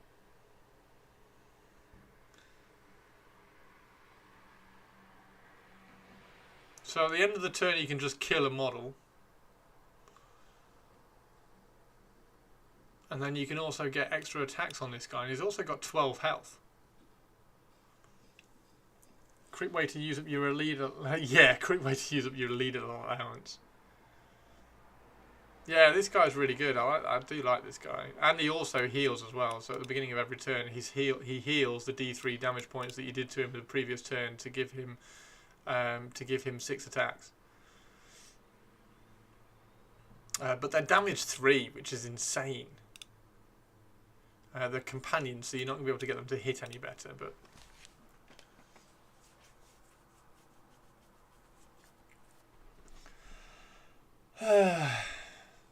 yeah, so if we throw, what was that guy called? A breaker boss. So we got those. You got those. You're going to redeploy. I really want to add some more of the skewers in. Where are the skewers? There we go. Man skewer, bolt boys, bee skewers, gobsprack. So the swamp caller is working with those. Where's the swamp caller gone? This guy makes them run and charge, and he heals himself.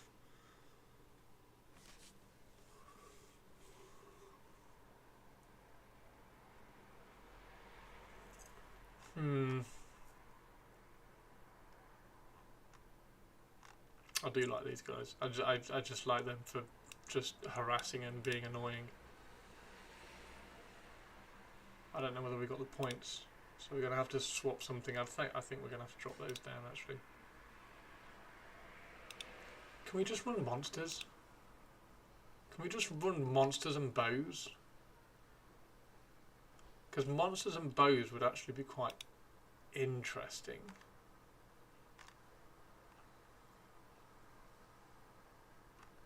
So if we put those bows back in, let's put those bows back in. Where are they? Fucking hell! The naming on this is a nightmare. There it is, Manskewer. Take that down to a unit of 10, and then if we go, which is the best monster?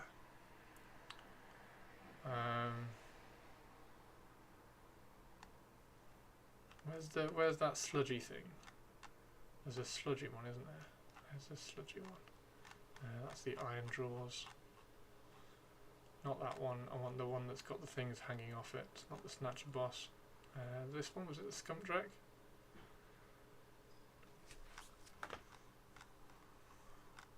Is he a hero? What he's on? Great Gnash Tooth. That's the killer.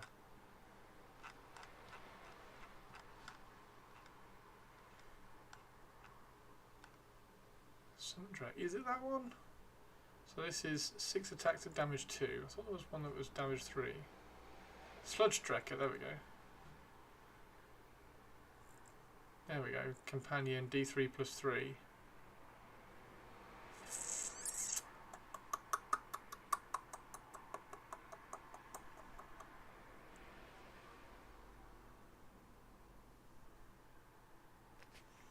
Roll D3 on a 2 plus, inflict an amount of mortal damage on the target equal to the roll. Until the start of your next turn. So at the end of your turn, so in your turn, preparing for your turn you do mortal damage to them, preparing for their turn you can subtract -1 from their wound roll. Pick a friendly non-hero crewboy unit within 12 inches. Non-hero crewboy unit, roll a dice on a 2 plus, the rest of the turn add 1 to the damage characteristics of the target's weapons that have crit mortal. On a 1, inflict D3 mortal damage on there. So on a 2 plus, okay, so what has crit mortal? So that has crit mortal, that would end up being damage 3. Oh, non-hero, that's not a hero, is it? Oh, it is a hero. So what gets crit mortal? That's got crit mortal, that's a hero. Crit auto wound, it's got crit mortal in combat, it's irrelevant. Crit mortal in combat, it's irrelevant. Moving on to the iron draws. God, they need more units, don't they? Crit mortal, there we go. So these ones will end up being damage 2, so you do need one of those. Slit of eyes have crit mortal while they're wholly within 12.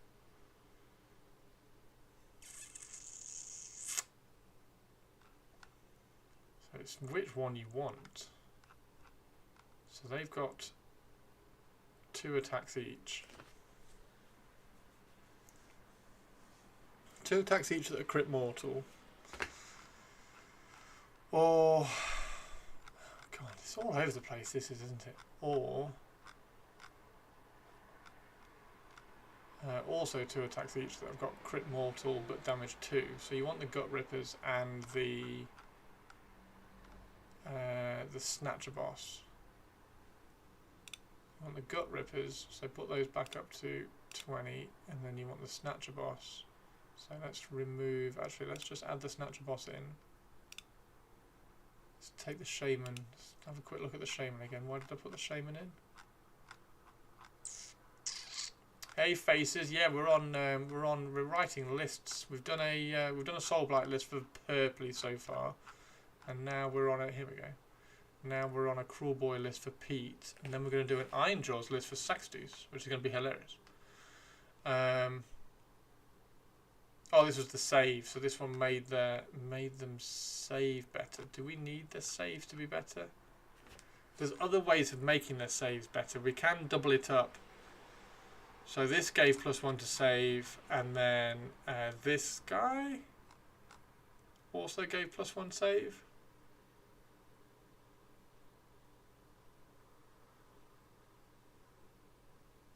Who was the other guy who gave +1 save? Oh, it was a spell, wasn't it? Yeah. So you can double up the saves with him. Is that worth it? What point that was? 2,000 points.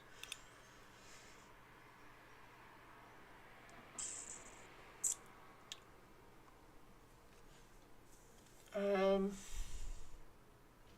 2,000 points.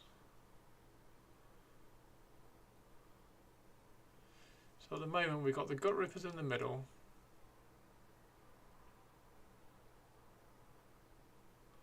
With Gobsprack and a Shaman making them 3+ save. I don't think you need the Shaman. I don't think you need the Shaman, so we're going to save some points there. Snatcher Boss and the Sludge Drekker Beast. What's the non-hero version of the Beast? These ones just make them run and charge, which is like, it's alright. Not a big fan of that. Oh, this is also a hero. That's just a regular one.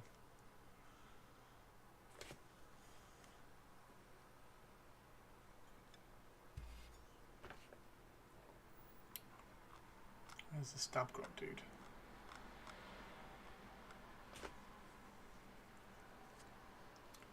This unit is wholly within 12 inches of the unit. All our attack commands add 1 to the wound rolls. Oh my god, so you can +1 attack, you can +1 to hit and +1 to wound. Ooh. This unit has 5+.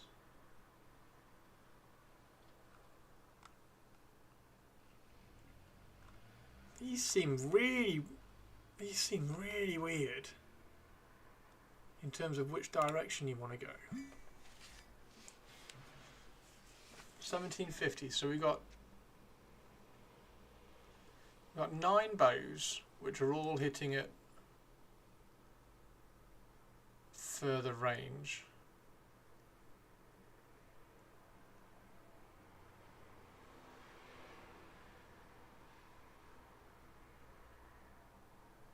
The Sludge Drecker is 320 points. Everything that makes them cool is so expensive.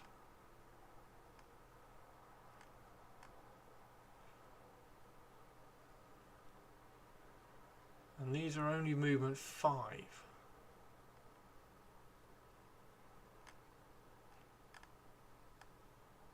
They're only movement 5.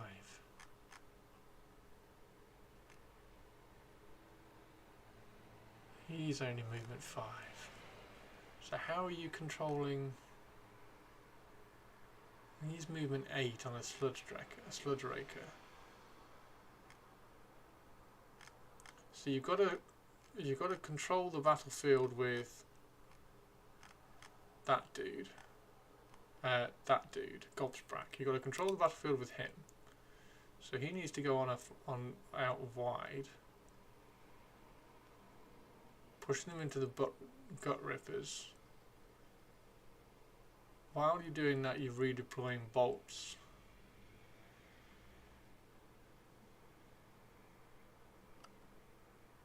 Why can't I remember what all of these? The thing is, these have all got just weird names. I can't remember what each one, what they all do, for more than 5 minutes. Where is it? This one. This dude. Was it that one? Snatcher Boy, yes. So this is -1 to wound, and then you can crit mortal the gut rippers.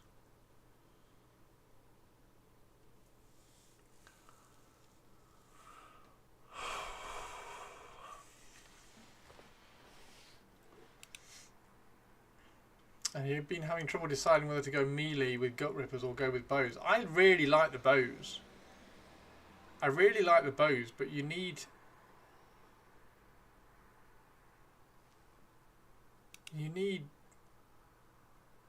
monsters. I think you need to go. Okay, right, so let's get rid of those. Let's go. If we do that, what's that? So we've got 480 points to spend on. We can't add a breaker boss in there, can we? No, we have to add a breaker boss in here. So if we do that, we've got 740. What happens if we add another breaker boss? 1960. So we've got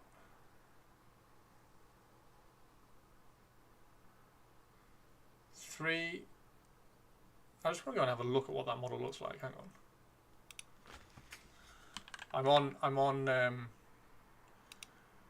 I'm on Edge because Edge deals with PDFs better, so this might be a bit slow. Hydra Sigmar, Destruction, Uruk. What does the breaker boss look like? I think I know, I just can't remember. That guy. Okay. Him.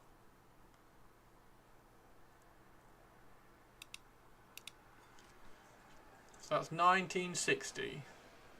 So you've got Gobsprack on one side.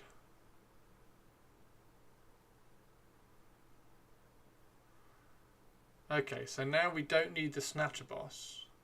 Hang on. Right.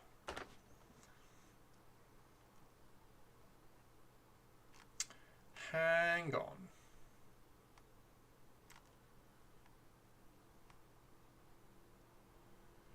So we don't need this guy anymore because we don't need the crit mortal, so we can lose him. He is 6 and 2. This guy is also 6 and 2. He works with the slitters.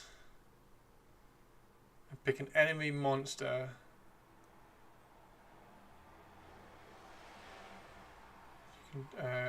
Right, okay. So if you've just shot a monster with your damage 6 bow, you can then do more damage with it on a 5+, so you can probably do another 2 or 3 damage to it. Add 1 to rules, so Hobgrot slitters. So that's the slitters again.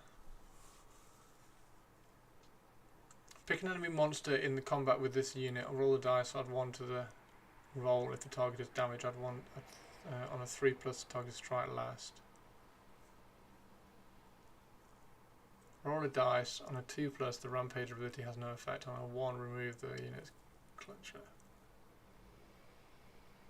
Oh wow, okay, so you're just stopping rampage. Fucking hell, that's cool. I've found that bows can hinder scoring some of the battle tactics. Yeah. But if it is, because you get to pick your battle tactics, don't you? You get to pick your battle tactics. I think there's enough battle tactics to pick from, because you also get the redeploy. You do get that redeploy, and you can redeploy. You can redeploy these skewers.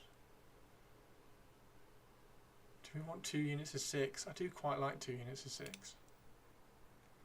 So what do we need? What are we on? We're on 1960 at the moment, but we don't need the Snatcher. So the Snatcher can go. So we've got a massive combat and then 3 combats. You've got the bows on the side. So now we need some.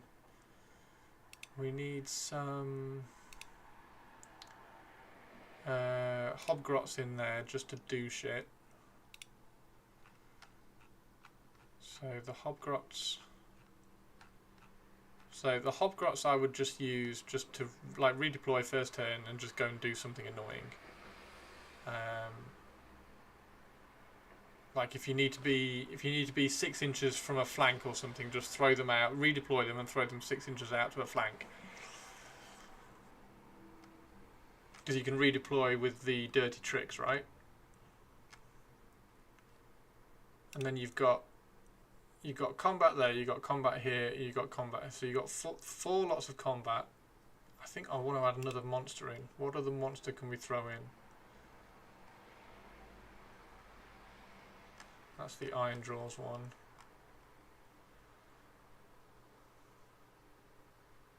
Because that's just hilarious. It's like, yeah, I'll just D3 damage myself to add another 2 to the attack characteristic. So you could just end up with 8 attacks. It's only a companion. It's only hitting on a 4. Hey Peter, how you doing? And these are movement 5 as well, so they're still a little bit slow. What have we got? What have we got? We got 260 points left to spend. Do we add in to another unit of the grot things? Friendly Cruel Boy units have a 6+ ward while wholly within 12. That's kind of pick each enemy unit in combat with this unit. Roll a dice. Okay, so no, that's just pointless. What's this guy do? 5+ ward.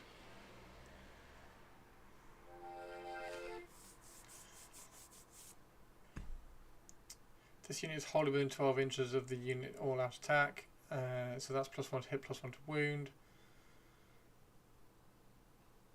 Okay. Right. Okay. So we are taking. Where's the select battle formation? Oh God, bloody naming and everything. Right. Let's go and pick that. Let's go and pick the companion battle formation. Where's the companion battle formation? Companion. Here we go. So I get crit two hits for companion weapons. So meanest beasts. So we're going meanest beasts.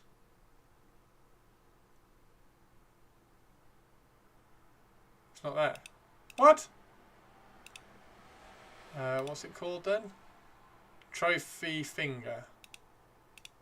Trophy finger. There we go. Okay, so all of these companions are now crit 2 hits. So we've got Gobsprack. This dude is now crit 2 hits with all of this. So we're only hitting on a 4, but we're getting 2 6s with 7 attacks, and we've gone back up to 7 hits, which is fine. Oh, can we add that guy in? Can we just add that guy in? How many points is just to kill a boss? How many points is just to kill a boss? Oh my god, we're just hero heavy now. How many points is a kill a boss? 290, 220 isn't though. What's the Gnash Tooth? Where's the Gnash Tooth? This one. So that's 5 attacks. So you're getting 1 6 on that. So you're hitting 3 times, getting a 6, so you're hitting 4 times at damage 2. It's only Ren 1. Add 3 to the target's control score. Oh, that's good.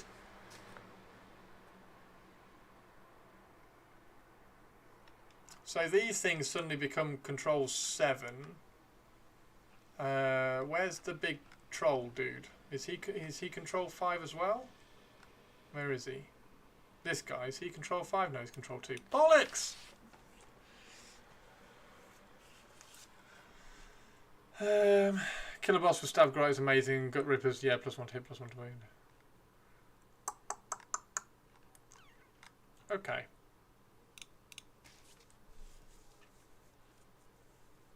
This is a lot of drops, Pete. It's a lot of drops. Breaker boss.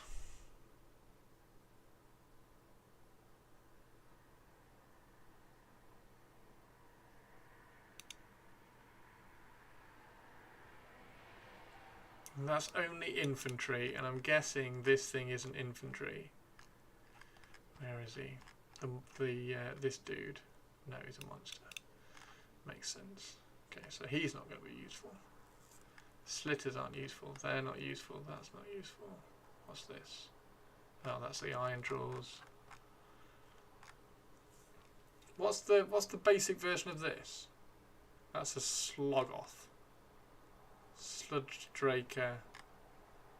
That's the Scump Drake. Slitter Knives.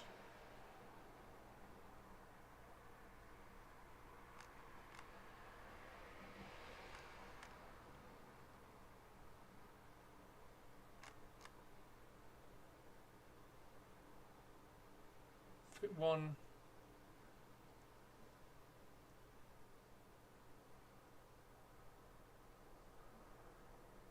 Unleash the stab grot. Kill a boss on a Gnash Tooth. So this is damage 2, but again it's only Ren 1. 3s and 2s.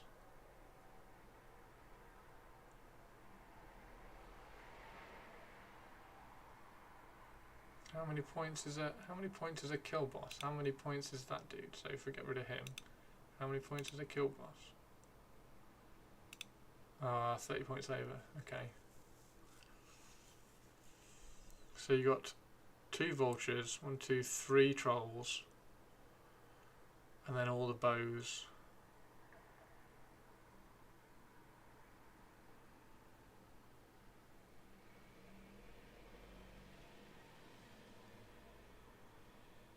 Two vultures, 3 bows, unit of slitters just to do shit. 19, 20.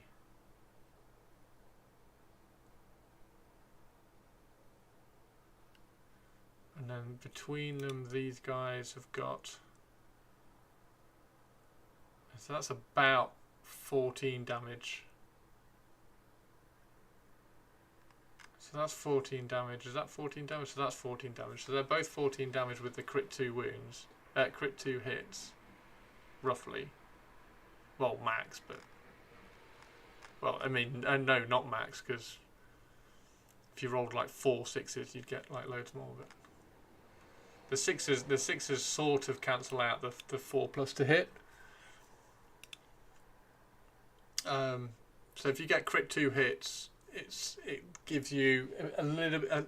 Mathematically, it gives you a little bit better than +1 to hit. So they're hitting on sort of 2.5s statistically.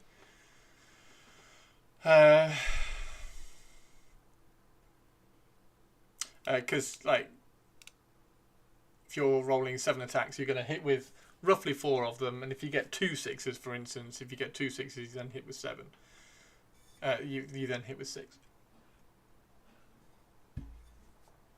And then the wounding on 2s as well. It's only rend 1. Why are they only rend 1? Everything's only... Why is...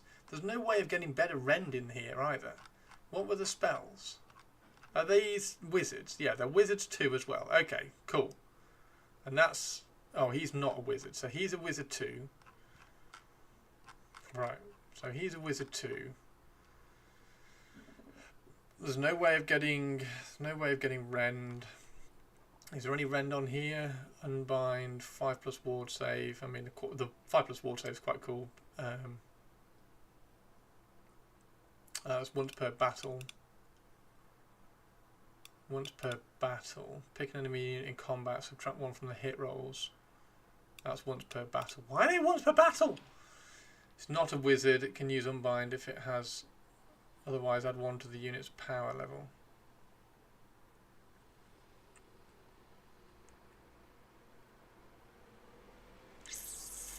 So it doesn't make it wizard 1. It just makes it, allows it to unbind.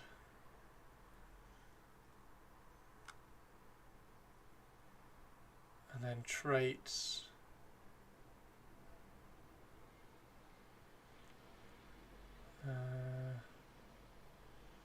D3. Are there any in the tricks? I don't think there are they? So you get strike last, you get redeploy, you get crit 5s. Oh shit, you get crit 5s, don't you? And then you get, and then you cancel out charge +1. So if you get crit 5s, so every turn you're picking whichever one of these massive things has gone into combat. So either Gobsprack or the kill boss, and you give it crit 5s. Which doesn't affect the companion attacks. Bollocks.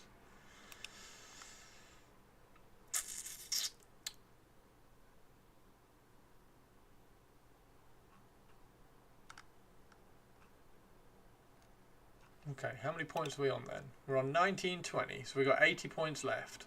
There's nothing you can get for 80 points. No, there's nothing you can get for 80 points. And we can't even just double that up either, so that's not going to work. So we've got 80 points to spend. If we drop those off and make those gut rippers...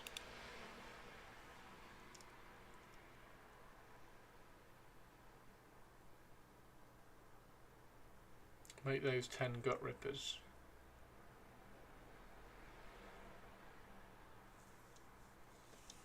$290, so that's 70. That's 60, that's 70. So we could...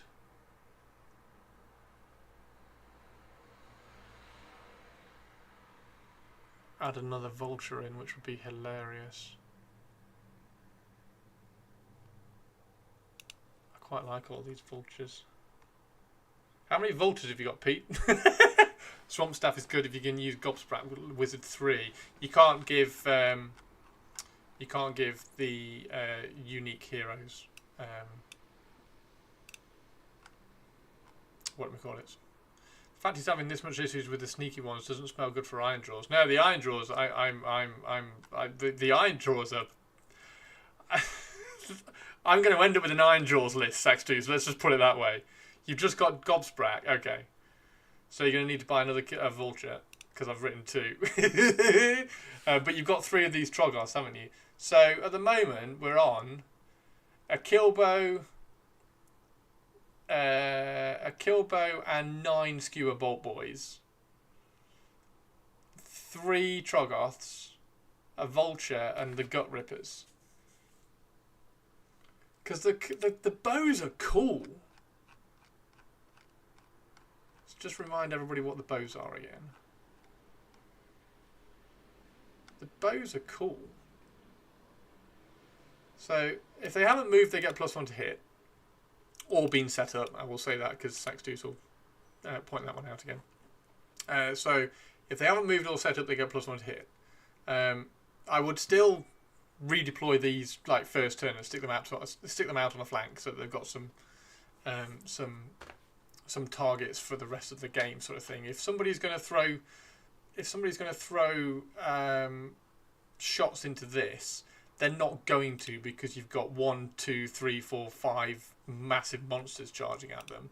You've got 10 gut rippers, which aren't going to do a lot, but they're going to kind of hassle and be around. Where the bloody hell are the gut rippers? You've got these which are going to be hassling around, and they're also making -1 to hits for targets that you're running in. So if you're running into like a massive block of infantry, charge these ones in along with all the massive monsters, and then they're all of a sudden they're all -1 to hit against everything. Oh, that target this unit. Okay, so ignore that. I just do it because so many people doesn't know it and they just run with what they heard online. What do you do? So yeah, I don't think I think that's quite fun. I'll tell you what, Pete. I'm gonna leave this one here because you do get the, where's the spells? Here we go. So you do get the spells as well. So you can -1 attack for the target weapons. So if you're charging into a unit, you can -1 attack for them as well because you've got the 2-cast wizard. You also have, don't forget, Suffocating Gravetide out on one flank. So I would put the Suffocating Grave Tank out on the flank, which you redeploy the Bolt Boys to. So this 6 unit of Bolt Boys, redeploy them onto a flank, summon the Conjurating Gravetide as well over on that flank as well, and kind of shepherd the rest of the army around into all of these monsters that you've got. The Gut Rippers charge them in and just kind of take out and hold up something. You haven't got a lot of speed, which is annoying, which is where the 2 vultures sort of come in because they've got the fly and the move. Are they move 12? Yeah, they're move 12, so you get a little bit of that. So again, you kind of keep those out to the flank and try and shepherd things into the middle where all your trolls are. And then the trolls have all got, here we go, the trolls have all got crit mortals, crit 2. So you got 4 attacks, which might be 8 attacks. We're getting crit mortals too, so you're getting hitting on a 4. So you've hit 4 times, but you've got 2 6s, so that's 6 hits, and then wounding on a 2. Yeah, at Ren 2, this is one of the only ways that you can get Ren 2 and damage 3. So you've got 6 hits, 5 wounds go through it, Ren 2, damage 3. That's 15 wounds without the saves. 15 damage, sorry, without the saves. And then across 3 of them, that's 45 damage without saves. At Ren 2. And then you're also just killing a model as well at the end of the turn. And they're healing. Yeah, these are quite cool. I quite like those. What do they look like again? Yeah, they are quite funky.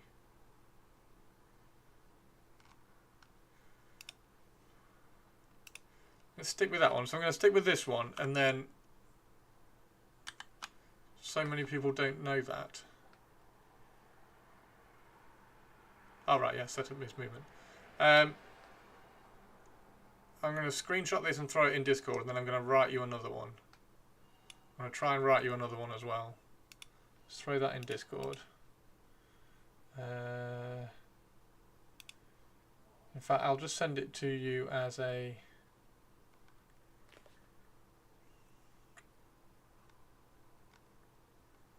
Where are you, Pete? In Discord. Pete. You always say good morning. There you are. Right, I'll send you that one.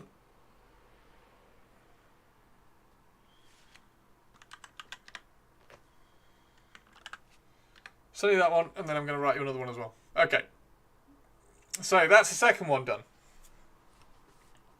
That's the second one done. Now we get to do Saxdeucer's one. Before we do Saxdeucer's one, I'm just going to go and top up my water. Because we get to do the iron jaws. Now the iron jaws are insane! This, I'm going to warn everybody, I got so excited flicking through all of this. I fully expect myself to write this list and go, oh, I could just buy that. You're welcome, Pete. I hope it was all right. I understand what you mean by it's really hard to write Crawlboy lists. I have the same issue. It feels like the same issue I have when I'm writing Rivendell lists. So Rivendell lists have like they have one hero which buffs, or one hero which benefits like one very, very small thing, and that's it. And you can't, it's not big enough to write to build an army around. And then you can have another hero which sort of exists over here, but then also you can't write an army around. And if you add them both together, they don't quite do the right things. So Rivendell lists are really awkward to write lists for Lord of the Rings as well. And it felt like the same thing with the Crawlboys. Now I'm going to be interested to see if I can write an Iron Jaws list with a little bit more clarity than I did. And also the naming is a nightmare. The names are a nightmare with the Crawlboys. Trying to remember what they all are. I'm guessing it's a little bit easier when you have the models because you've got that visual of, oh, I know what that one is. But yeah, trying to remember what each of them does when you're scrolling and going through was very, very difficult. Now, the Iron Jaws, when we get back, I'm just going to go and top up my water. The Iron Jaws, there's some really cool things in the Iron Jaws list. There's some really cool things. There's some really cool things in the Iron Jaws list. And you might, I'm warning everybody in chat, you might end up going, oh, I could, that army list sounds quite cool. So we'll see if we can actually write a cool army list with it. But yeah, we're going to do Iron Jaws when I get back. So I'm going to be 2 seconds and I'm going to go and top up my water. So I will see you in a sec.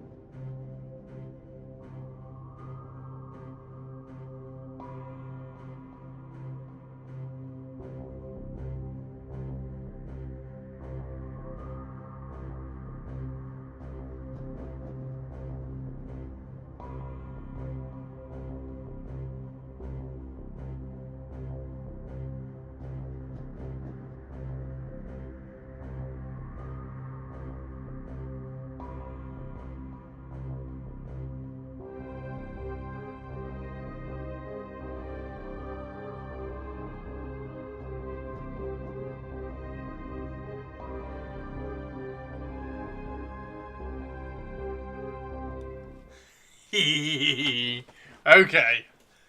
Who is here? Who's back and who's ready?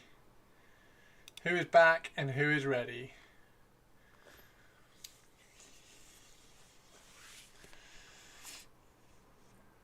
You're just back. Peter's born ready.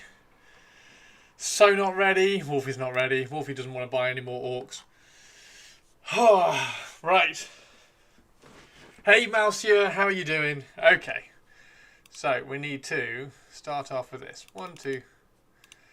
Go away. Go away. Go away. Go away. Go away. Go away. Go away. Iron Jaws. Boom. There we go. Right. Iron Jaws. Iron Jaws. Okay.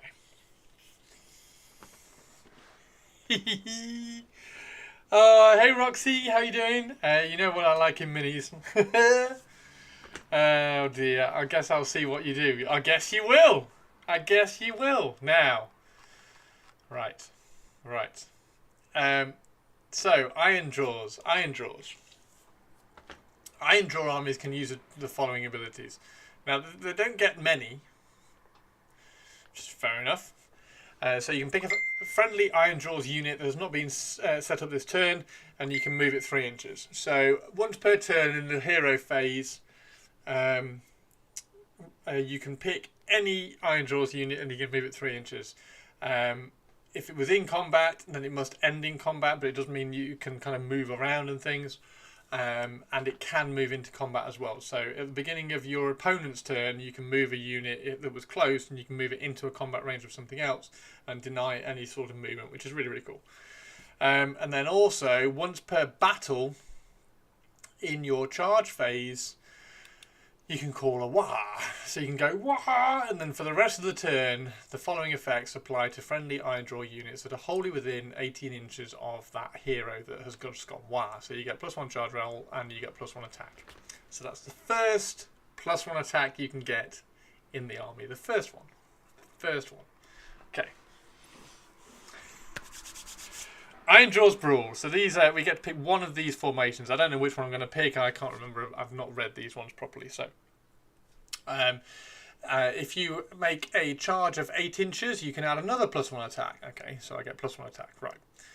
You can add the number of enemy units that have been destroyed this battle to the move characteristic of friendly Gore Grunters.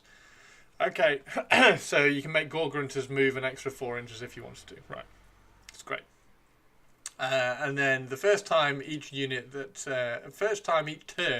that an enemy unit is destroyed by a fight ability, you can add +1 to hit rolls for the next Iron Jaws unit that makes the fight ability, which is okay. This is the annoying word here: destroyed. You have to destroy a unit with a fight ability, and then the next Iron Jaws. So it's not as good. It's definitely not as good as like, oh, just have +1 attack. And the final one, which I also quite like, friendly Iron Jaws infantry units have ward 6 while they are wholly within 12 inches of a friendly wizard or priest. I quite like that as well. Because there are some units in here which have got like plenty of units in here that got 3-up save. So 3-up save, 6+ ward, big units, quite resilient. I quite like that as well. So the only downside is that you've got to have a wizard or a priest. Now, spoilers: the weapons, the spells, and the war beats, if you like, the ones that the priest can cast, are actually quite good. I like Weird Fist too, but you are then even slower than before and can't charge. Weird Fist. What's Weird Fist? Where's Weird Fist? Weird Fist. Friendly Iron Jaws infantry units have 6-inch ward 6 while they are wholly within 12 inches of any friendly Iron Jaws. But you are then even slower than before and can't charge. Why are you even slower than before and can't charge? Weird Fist. Pick one.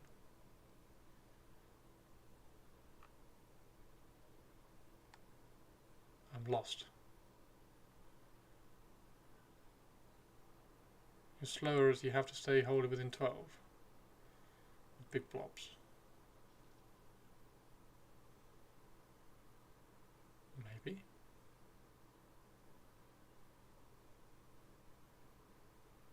Maybe. Okay. And if you charge away, you break the wholly within 12 aura and you lose the ward. Okay, well, that's beside the point. I think that you like if you're manoeuvring and you're careful with that one, I think you can get that one. Anyway, so heroic traits. If this unit charged this turn, pick an enemy unit within 1 inch of it to be a target. Roll a d3 on a 2+ inflict the amount of mortal damage to the target. If it was an 8, roll d6 instead of d3. Oh, that's quite cool. Right, we'll come back to these ones because these ones are things that you can just add afterwards, which is good. And then the spell lore, you can have crit 2 hits. So you can get +1 attack. You can now get crit 2 hits, which is really, really cool. So you can also pick a friendly wizard, inflict d3 mortal damage on the target, and if it was a wizard, inflict 3 mortal damage on the target. So, and then you can also remove the target from the battlefield, and you can set it up again. So you can move a wizard, which is cool. Now the priests.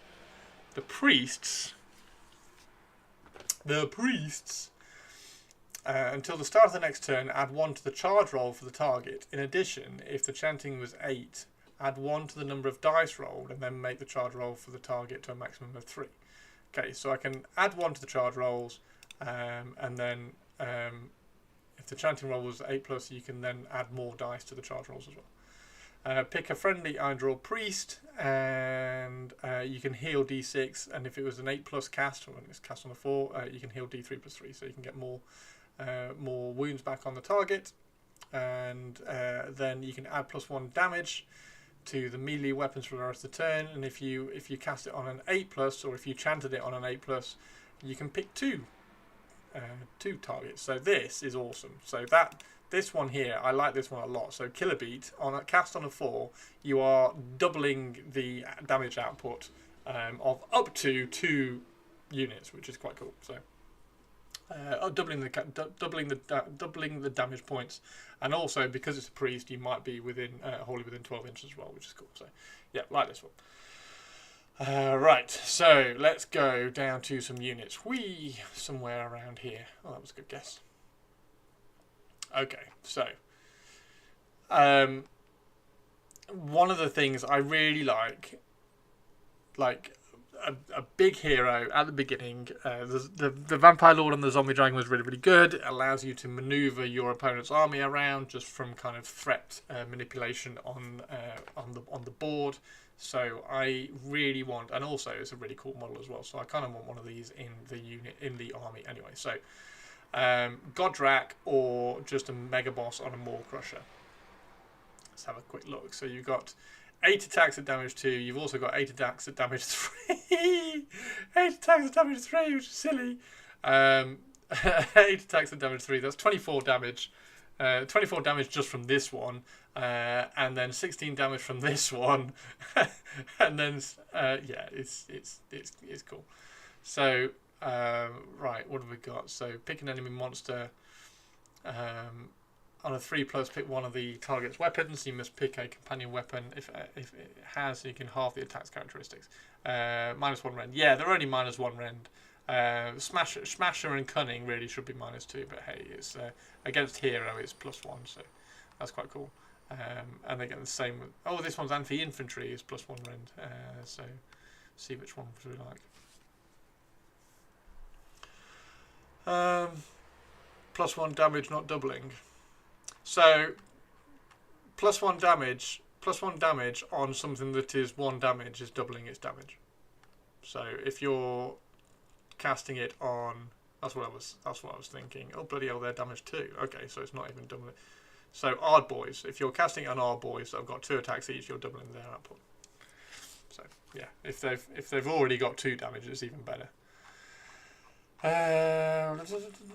Right, so Mega Boss. Until the start of your next turn, add 1 to the hit rolls for combat attacks made by friendly Eindrils units while they are wholly within 18 inches of the unit. So that's once per battle when you declare a war. So when you declare a war, you're getting +1 to the hit rolls as well as +1 attack as well. So you're getting +1 attack and +1 to hit when you are calling a war. So that's quite useful. Strength from victory. If any damage points were allocated to an enemy unit by this unit's combat attacks this turn, and that enemy unit has been destroyed, give this unit a wild token up to a maximum of 3. Until the end of the next turn, add 1 to the attack characteristics of this unit weapons for each wild token it has. So, so smashing and cunning can then suddenly go up to like 11 attacks, which is awesome. Okay. And then once per turn in any charge phase, so that's doing mortal damage, which is fine. Hang on, once per turn in any charge phase, if this unit charged, okay, so this you're charging or counter charging in your opponent's charge phase. When this unit, these units are so cool. So this is the Mega Boss on a Maw Crusher. He's also got 8 attacks, which are damage 2. The Ren 2 against infantry, hitting on a 4, wounding on a 2. But when it charges, when you make a pile-in, not even when it charged, if you make a pile-in, if it charged. When you make a pile-in move, if it charged, it can then pile in 2d6 instead of 3. So you've come into the corner of a unit, you've charged the corner of a unit. You obviously have to stay within the combat range of the unit that you charge, but you can then pile in and wrap around and maybe tag something else that's in the back. So moving 2d6 as well. I don't know which one of these to take. I'm guessing this one. I'm guessing he is going to be cheaper because he's not the Mega Boss of Godrak. However, this guy is he's really cool as well, and he does get the +1 to hit. Right, let's start off with just a regular Mega Boss, because the Mega Boss, add a hero, Mega Boss on a Maw Crusher. There we go. So we're going to add him. He's 420 points. I mean, that's fair enough. And then right, okay. Okay, so we need a Mega Boss. I definitely need a Mega Boss. I want a Mega Boss. I want a Mega Boss. I want a Mega Boss. I want a Mega Boss. And I also want a Brute unit. I want a big Brute unit. Okay. I want a big Brute unit. So pick a friendly Brute unit, wholly within 12 inches of this unit to be the target. This is in your hero phase. Roll the dice. On a 2+, add 1 to the attack characteristic of the target's melee weapons until the start of your next turn. Okay. Reaction. You declared a fight ability for this unit. Roll a dice. On a 3+, for the rest of the turn, add 1 to the attack characteristics of melee weapons used by friendly Brute units while they are within range of this unit's combat range. So that's another +1 attack to a Brute unit. Okay. So we got a Mega Boss and 10 Brutes. Okay. So they are Brutes. Where are Brutes? So Brutes currently have 3 attacks. So that is now 4 attacks. That is now 5 attacks. What was the other way we could give them another attack? It was it this guy? Where was the other way to get attacks? The attacks are on. So that's 5 attacks. There we go. So calling a war, that's 6 attacks. So I've got 6 attacks now. I've got 6 attacks. 6 attacks on some Brutes. So that's 60 attacks. 60 attacks, hitting on 4, wounding on 3. We can get +1 to hit if we want to. We can get +2 to hit if we want to.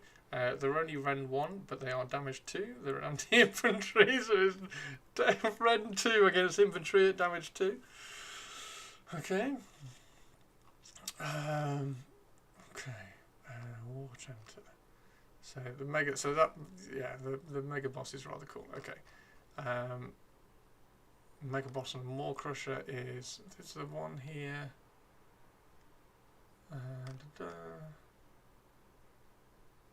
Add +1 to hit rolls of the attacks made by friendly Iron Drawers units while they are wholly within 18 inches. So if I war, I'm getting +1 attack and then getting +1 to hit as well if I take that guy. So let's take that guy. So we'll go. Where are we? Add hero. That was it. Was it Fist of Gork? It was that guy, wasn't it? So we can remove him. Okay, so there we go. So we're now getting +1 to hit, +1 to wound. +1 to hit, +1 to wound with brutes. Now he is movement 4. Brutes are also movement 4, so he needs to be wholly within 12 inches to get the ward save.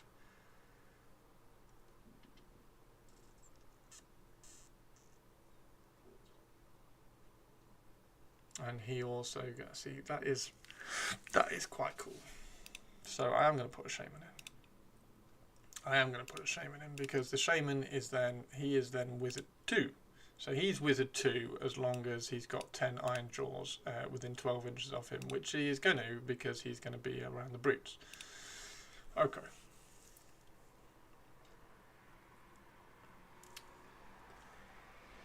+1 is max, can't stack.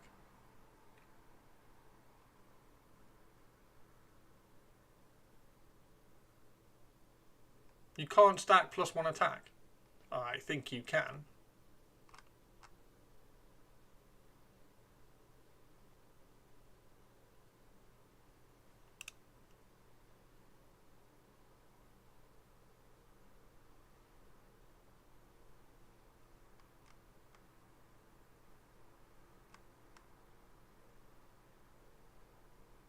Talking about to hit. Oh, okay, yeah. Right. Okay, so we've got Godrak, we've got Mega Boss, and we've got a Weird Knob Shaman. So we've got plenty in the middle. Now we need stuff out on the flanks to shepherd things into the middle, to make sure that they're going to go into the middle. Now I don't like the Gore Grunters, so they're not going to go in the army. Our boys, pick an enemy unit in combat with this unit that charge this turn to be the target. Make a shield bash roll for a d6 for each model in this unit for each 6+, inflict 1 mortal damage. Now you can get that down to a 5+, and I can't remember who it is. Oh boy, Bigos, there it is. So he, is it that one? Yeah, add 1 to the shield bash rolls for friendly Arboy units while they are wholly within 12 inches of this unit. I mean, he's kind of cool as well. Paladin does not allow to move into combat of units that you were not already in combat with, and if you pile away from 12-inch aura, you're dead. What? Piling does not allow to move into combat of units that you are not already in combat with. Are you sure?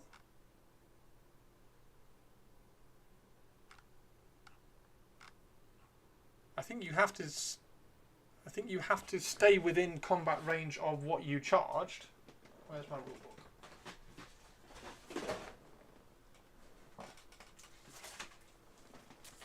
You have to stay within combat range of what you charge, but you can go and tag something else. You can go into combat range of something else. Where are we? Movement.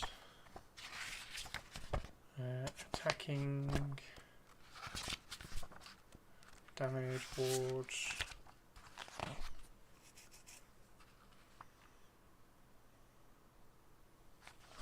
There's piling in.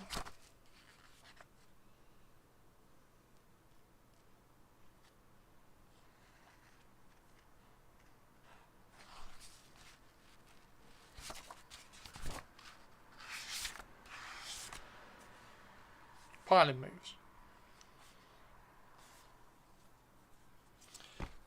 If your unit is in combat, pick an enemy unit your unit is in combat with to be the target of the pilot move. Each model in your unit can move up to 3 inches.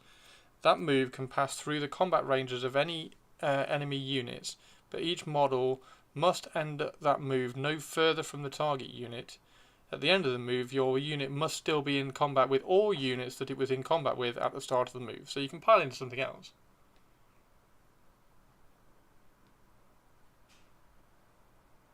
You can pile into something else. Pick an enemy unit that is... Yeah, so you charge into something, you pick that unit to pile into, and you pile into that unit, and you tag something else. You cannot move into another combat. Yeah, you can. It doesn't say anything about not being able to move into combat with other stuff.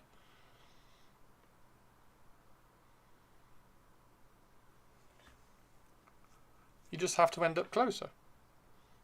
No, not even closer. No further from the target unit. So you can charge into a target unit. You can then wrap all the way around it and tag something else and stay within target range. TOs have judged that's not allowed. That's TOs.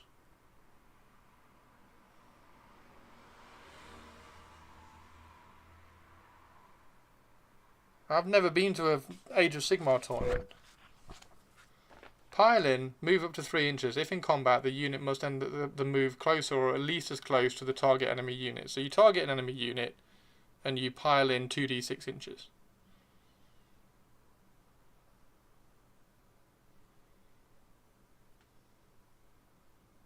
Okay.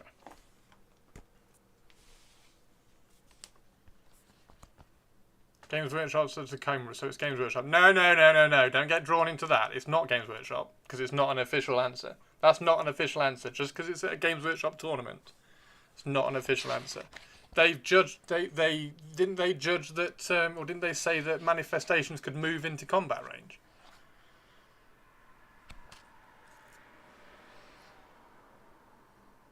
Okay, well, we'll find out. We will agree to disagree on that one. And we'll find out what happens on the FAQ with that one.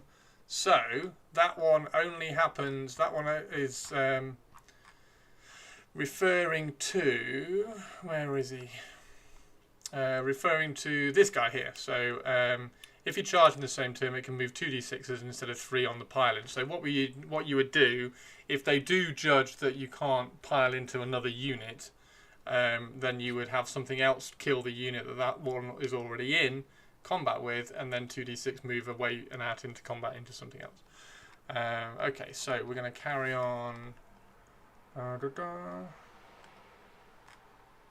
Tacoma's manifestation was errated up as they judged it. Oh, so it's already in the errata.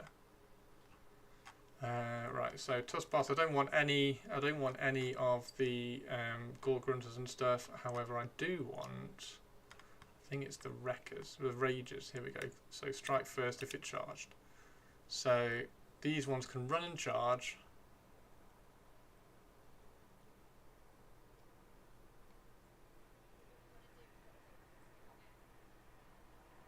Oh, okay, yeah, cool. So you just make sure you're attacking first. Cool. Yeah, so that one I agree with. I agree with that one because that one is you pick a target that you're in combat with. So Ragers can run and charge, which is useful. They also have 3 attacks each, rend 1, the damage 2, and they also get strike first. So these ones are going to be the Shepherd unit. So these ones can therefore Brute Ragers. There we go. So we're going to put 2 units of Brute Ragers in. Boonk boonk. 1490. So these ones are going to be the Shepherd units on the flanks. Yeah.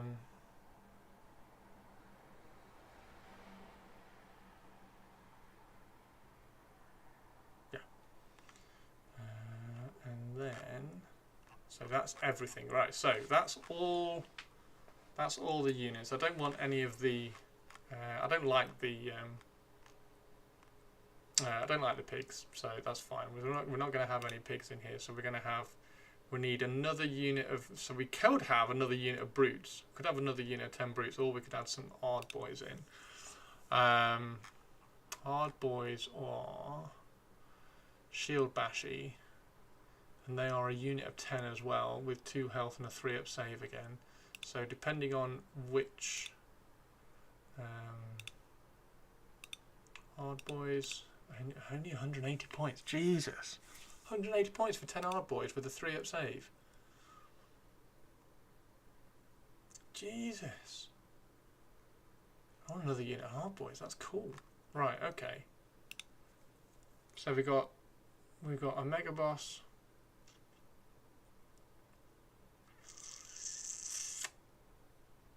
And we got the brutes. How many wounds have the brutes got then? Have they got 3? Yeah, the brutes have got 3, so that's 30 wounds with a 3 up save. Health. 30 health with a 3 up save.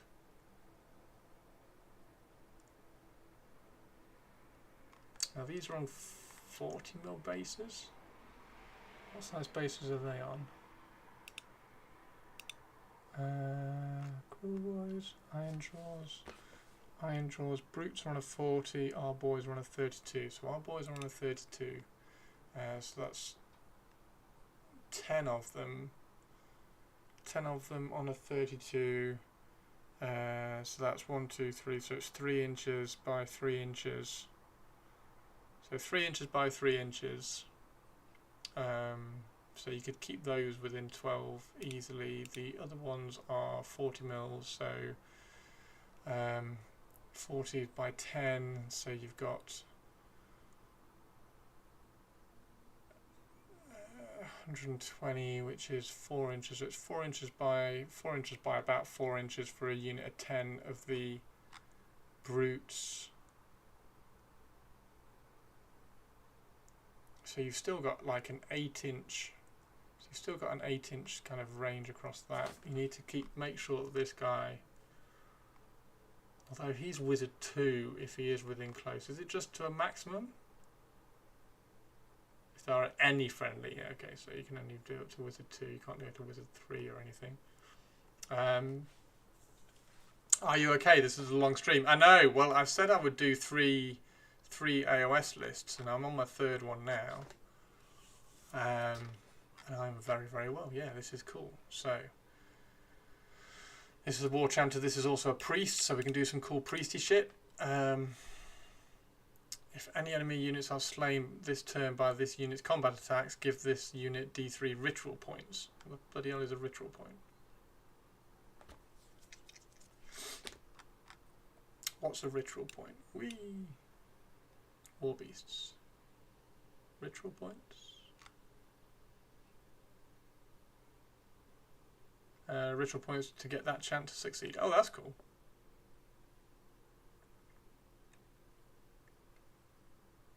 Oh, okay, cool, I get you.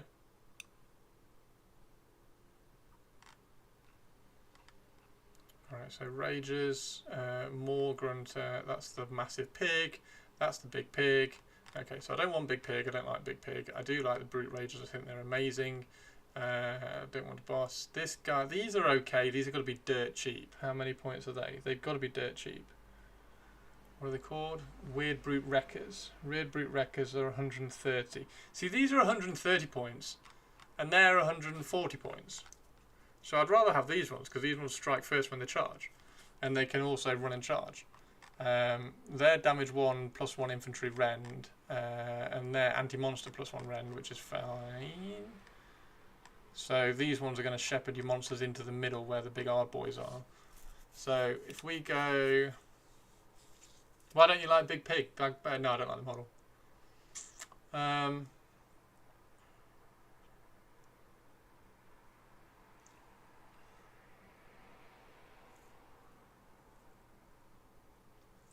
Aha, so the hard boy big boss. The hard boy big boss can go in there.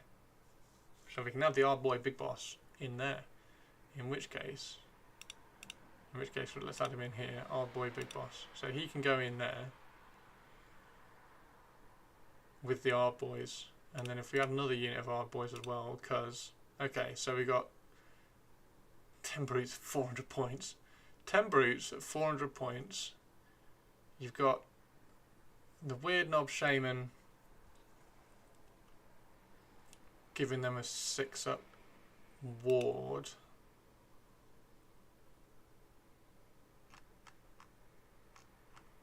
Weird knob shaman giving them a 6-up ward. You've got the weird knob shaman giving all of these 6-up ward. I want another hang on, which one is the best one then? So the shaman is wizard 2 if he's close to something. What does the... So he's wizard 2 if he's close to something, which is cool, because then he can do the big stuff. This guy just makes the rituals better. He's not a priest. He's a priest so that he can... So I need a priest so I can do the... Where are they? So I can do the chant, because there's a really cool chant. So there's a +1 damage chant. So I need a priest to be able to do that anyway. So I need to add a war chanter in anyway. 2,120 bollocks. Okay, so let's get rid of some hard boys from there. 1920. I've got 80 points to spend. 80 points to spend. 80 points to spend. So I've got a Mega Boss, a Cabbage Boy, 10 Brutes, 3 Ragers for the flanks. You got Ard Boys and an Ard Boy boss in the middle. Okay. Chanter and a Weird Knob Shaman. So you've got a little bit of redundancy around all of that. The Ragers are going on the flanks. Do the Ragers get ward saves because they're mental? Yeah, they get 5+ ward save. Okay, they get 5+ ward save. Do the others get a 5+ ward save? Where are they? Ragers. No, they don't. Okay. Okay. But they're damage 2. They're damage 1. But they get 6 attacks. They get 3 attacks. So these ones are actually better because they get the 5+ ward. They get a 5-up save, 3 health, move 4, 3 health. Okay, so that's the reason why those ones are cheaper. Okay, so we'll take those and we'll put the... Where are they? Rude Brute Records. There they are. Rude Brute Records. So now we've got 100 points spare. So now everything has a 5-up ward save.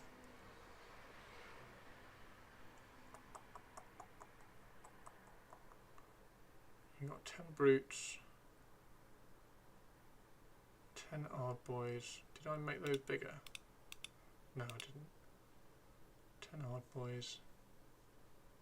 Okay, so I've got 100 points.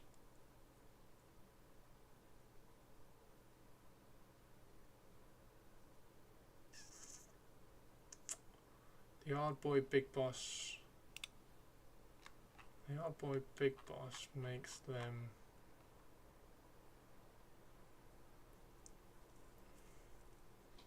See, that's annoyingly cool. That's annoyingly cool. Can I get another unit of Ard Boys in here? Can I get another unit of Ard Boys in here? Does the big boss, can you pick? Yeah, so you need 2 units of Ard Boys. Okay, so I need 2 units of Ard Boys. Right, let's put another unit of Ard Boys in here then. Ard Boys there. So I'm 80 points over. Okay. So if I drop a wrecker, unit, does that? Yeah, it does. Okay. So that's 20 Ard Boys with a big boss, with either a Chanter or a Shaman. That's dead easy to stay within 12 inches of a Chanter or a Shaman. That one's a little bit harder. The 3 wreckers don't care. And then you've got Godrak and the Mega Boss. The Mega Boss is nuts, right? Where's the Mega Boss? Brutes, Mega Boss. Mega Boss is 8 attacks each. 8 attacks! 8 attacks each. And he can go up to 11 attacks that are damage 2. They're only Ren 1 again. Why orcs are only Ren 1 is ridiculous, but I suppose they're just using like massive stone weapons. It's a big stone weapon. Maybe, okay. Anyway, everything's only Ren 1. Okay.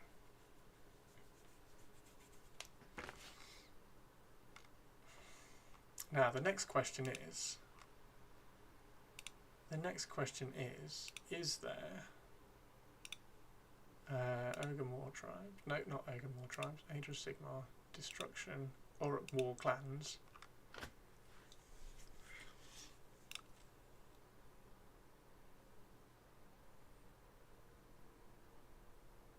Is there a cooler model than that to stick your orc on? That's the question. Is there a cooler model than that than to stick your orc on? Is there a cooler model than that to stick your orc on?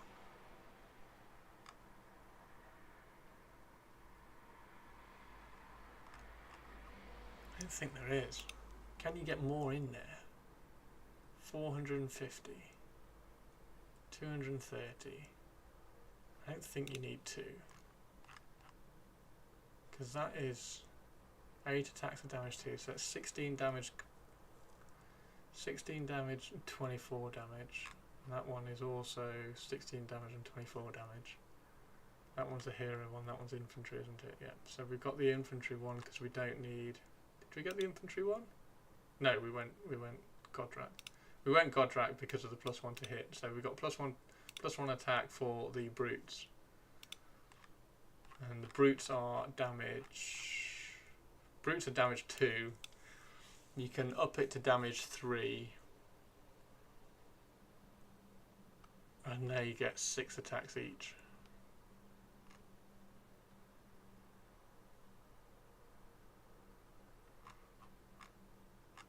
Is that one model? Pick a friendly, yeah it is, so it's not 2. Okay. There we go.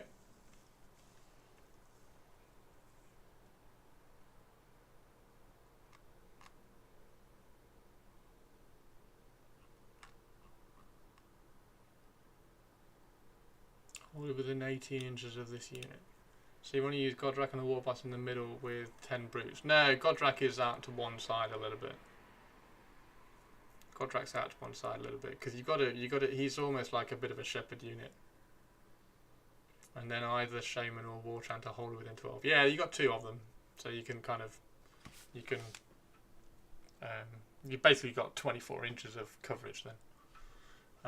And the War Chanter and the Shaman are always going to be running.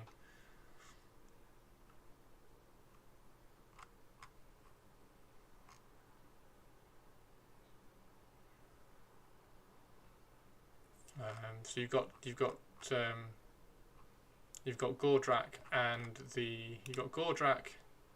Gordrak and the Wreckers on one on. You got Gordrak on sort of on one side. You got the Wreckers on the other side, probably with a unit of Ardboys.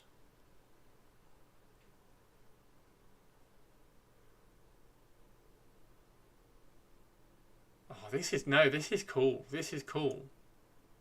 So you've got 20 Ardboys with an Ardboy Big Boss.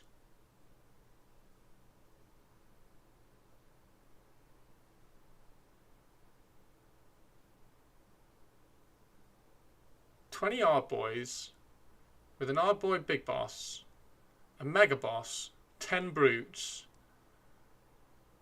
in the middle with a Shaman and a War Chanter sort of off centre on each of them, with Gordrak on the far side, the Wreckers on the other side just running off doing their own thing, just scoring objectives if they need to get to a flank or something. Yeah. It's not really a castle, it's like a big death ball. But it's not standing still. And the war boss on foot has to be within 3 inches of the brutes. Yes. Gordrak has to be a general. Yes, yes he does. Yeah, yeah. Oh, did I click that one? Yeah, I meant that. There we go. How are you doing, Xanth? How are you doing? We've done three army lists today, Xanth. I've done 3 lists. I've done a really cool Soulblight list. I've done a Cruelboy list, and now I've just done an Ironjaws list.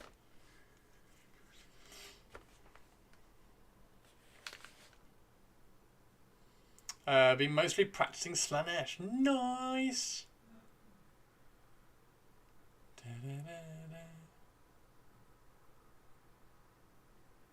Your True Bloods will just love to just move and countercharge either one for no save.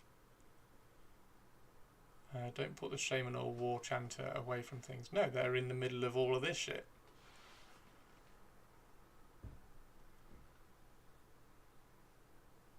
And there's enough optional flexibility in there to push one thing out if it needs to manipulate the board state around into something else. Like you could push Gordrak out a little bit further, so he's only affecting like 1 unit maybe, but he's shepherding the enemy army around into an area, into like a kill zone.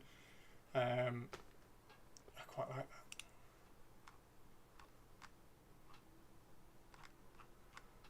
Yeah, I was trying to write a cruel boy list, and it's hard.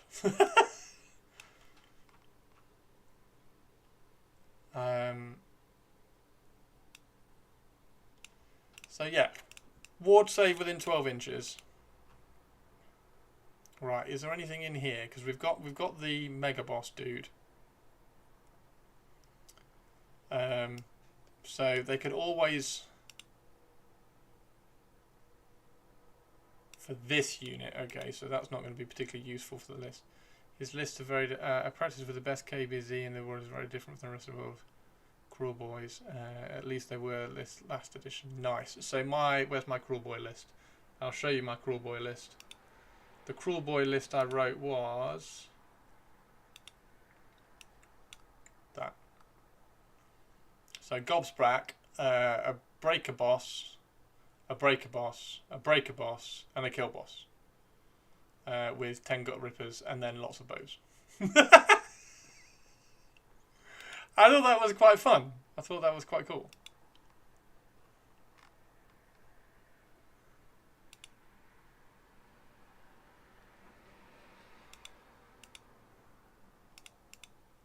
It's not quite fitting in. There we go. You need a sludge raker. They add +1 damage. The sludge raker does. Fucking hate it. I don't think you can run more than one reinforced. Oh, can you not? Okay, cool. No, I haven't. I've got one reinforced Bot Boys unit. I've only got one reinforced.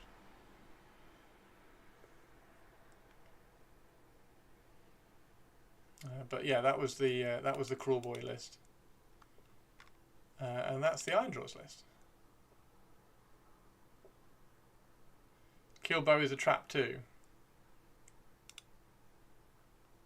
Oh, why is Killbow a trap? I thought it was quite cool with all the monsters.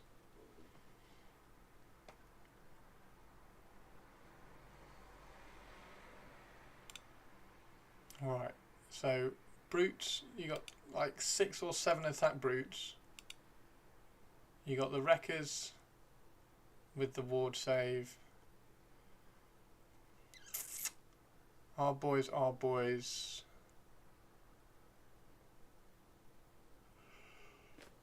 my big boss. Save war center. Godrak.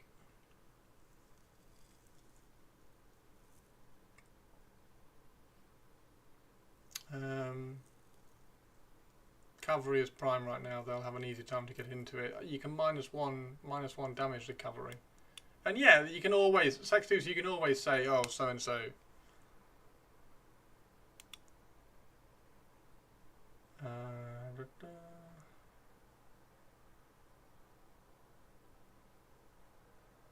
1950, and you get an extra command point as well at the beginning with this.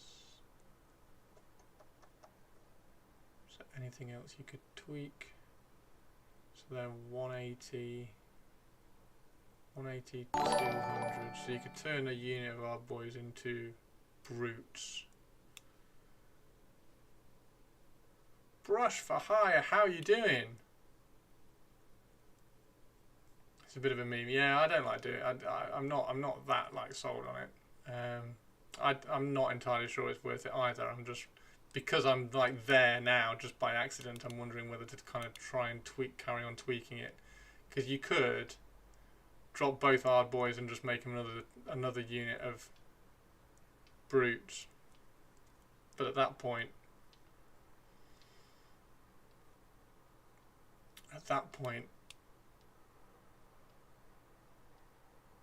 are you lacking a little bit of toolboxiness?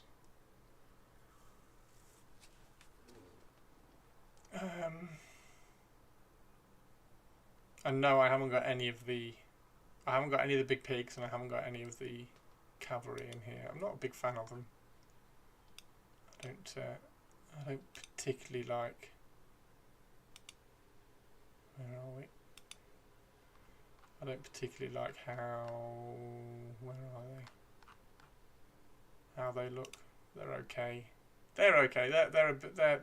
They're slightly more acceptable than the big pig. I don't like the big pig. But also, Saxdeuce was like, I don't want to run everything of the same thing. So I thought I'd try and stay away from the Gorgrunters. Anyway, that's not too bad. Oh, they're atrocious as a data sheet anyway, are they? Where are they? Where are they? If they're really bad as a data sheet, then that's fine. There we go. Oh my god, the damage, 3 attacks, 4s, 3s, red 1, damage 1. Oh, and the companion is +1 damage. And they do mortals on the charge. So their spears aren't +1 damage. The Gorgrunter's tusks are +1. Yeah, that's not good. Okay, 4 attacks, 4s and 2s, so 2... okay, 2 hits. So you get 12 attacks. 6 hits, 5 wounds at damage 2. But no rend. And then 9 attacks. Hitting on 4s. Hitting on 4s. Should have more attacks if they're hitting on 4s. Yeah, okay, that's not great. In like 3 different places. That's just a weird stat line for an orc on top of a massive Gorgrunter, isn't it? Compared to where are the brutes? Brutes are 4s and 3s, rend 1, damage 2. 4s and 3s, rend 1, damage 1. They're all kind of about the same. 4s and 3s, 1, 1. 4s and 3s, 1, 1. Yeah.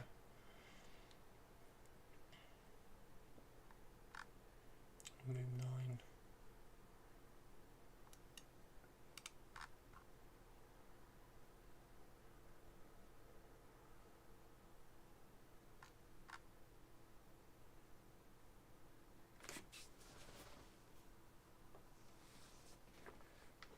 There we go. Anyway, so that's the list that you can all. 1950.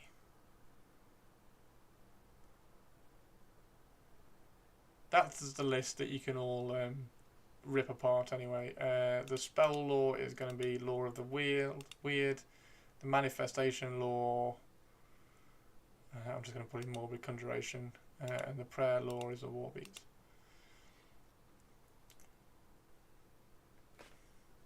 Better cavalry on all levels.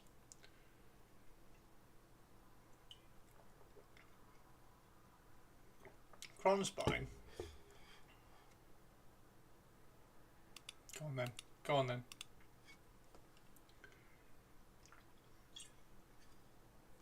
Right. Xantoria.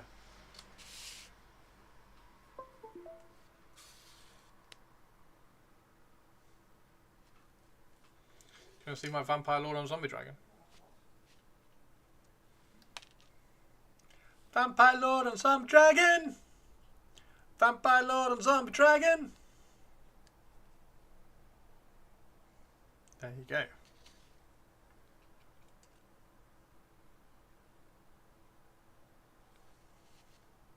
I'm still deciding whether to do whether to paint him with a head or the helmet. Where's the helmet gone? I've lost the helmet. And I also can't decide whether to give him burning flaming skulls because it's cool. Oh, there's his head. The helmet's on the floor. So yeah, I don't know whether bare head or helmet. I can't decide. But yeah, he was manipulated a little bit so that he sits on there. I made a little saddle for him so he sits over the spikes. Got the lance coming down between the head and the arm. I think it looks really cool, and I really like the base. I think the base looks really cool, all like graveyardy. I would give him a skull breath. You would give him skull breath. Yeah, I can't decide. I don't know whether to go skull breath or not. don't know whether to go Skull Breath or not. If I go Skull Breath, I can like do it like glowy blue, and then have a tiny little bit of blue glow coming down here as well. But he's going to be painted up like the Night King from Game of Thrones, that dragon. So yeah, there we go. And the dragon itself is not, I don't think it's particularly that far away looking from a zombie dragon. It's already got kind of some slashes in the skin and stuff, so I don't think I need to do anything. I was going to drill a hole and like sculpt a rib, one rib, but I don't think it even needs that. I just think it's perfect for a zombie dragon. Like the scales and everything are just almost pitted and potulated. Like all around here, it just looks kind of old and gnarly, and like some of the spines are missing and things. So I think it's just cool. I think this breath would need to be more substantial than that. Give me some more consuming skull fire. Well, I've got some more. So I've got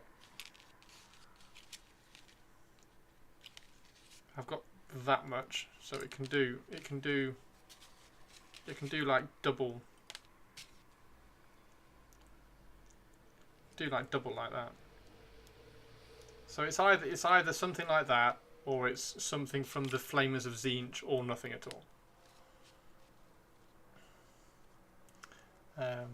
So yeah, there we go. Right. Thank you very much, everybody. I enjoyed that. I thought that was really, really cool. I'm going to cut that up and I'm going to throw it on. I'm going to throw it on YouTube so that everybody can critique. I hope you enjoyed the first list show. There we go. Age of Sigmar. Flamers. Yeah, tempted. Yeah, I've got lots of Soulblight Gravelords now, Zant. Played my first game of AoS on Friday. Beat up the Cities of Sigmar's army. I won 39-12. I think it was 39-12. So yeah, it was good. Right. Thank you very much, everybody. Let's send you over to somebody, if there's somebody alive.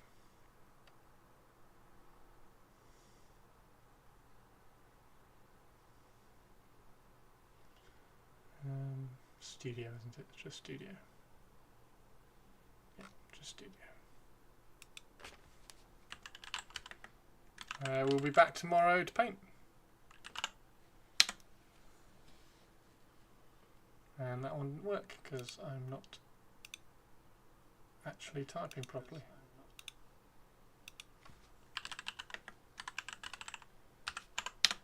Okay. Much better. Right. Take care, everybody. See you later. And yes, I will see you all tomorrow for some actual painting, and then we can have like a proper chit chat with everybody, because chit chat was very much like just the person who I was writing the list for today. So hopefully you all enjoyed it, and I will see you all tomorrow. And Saxtus, I hope you enjoy ripping the list apart that I wrote. Take care. See you all later. Bye.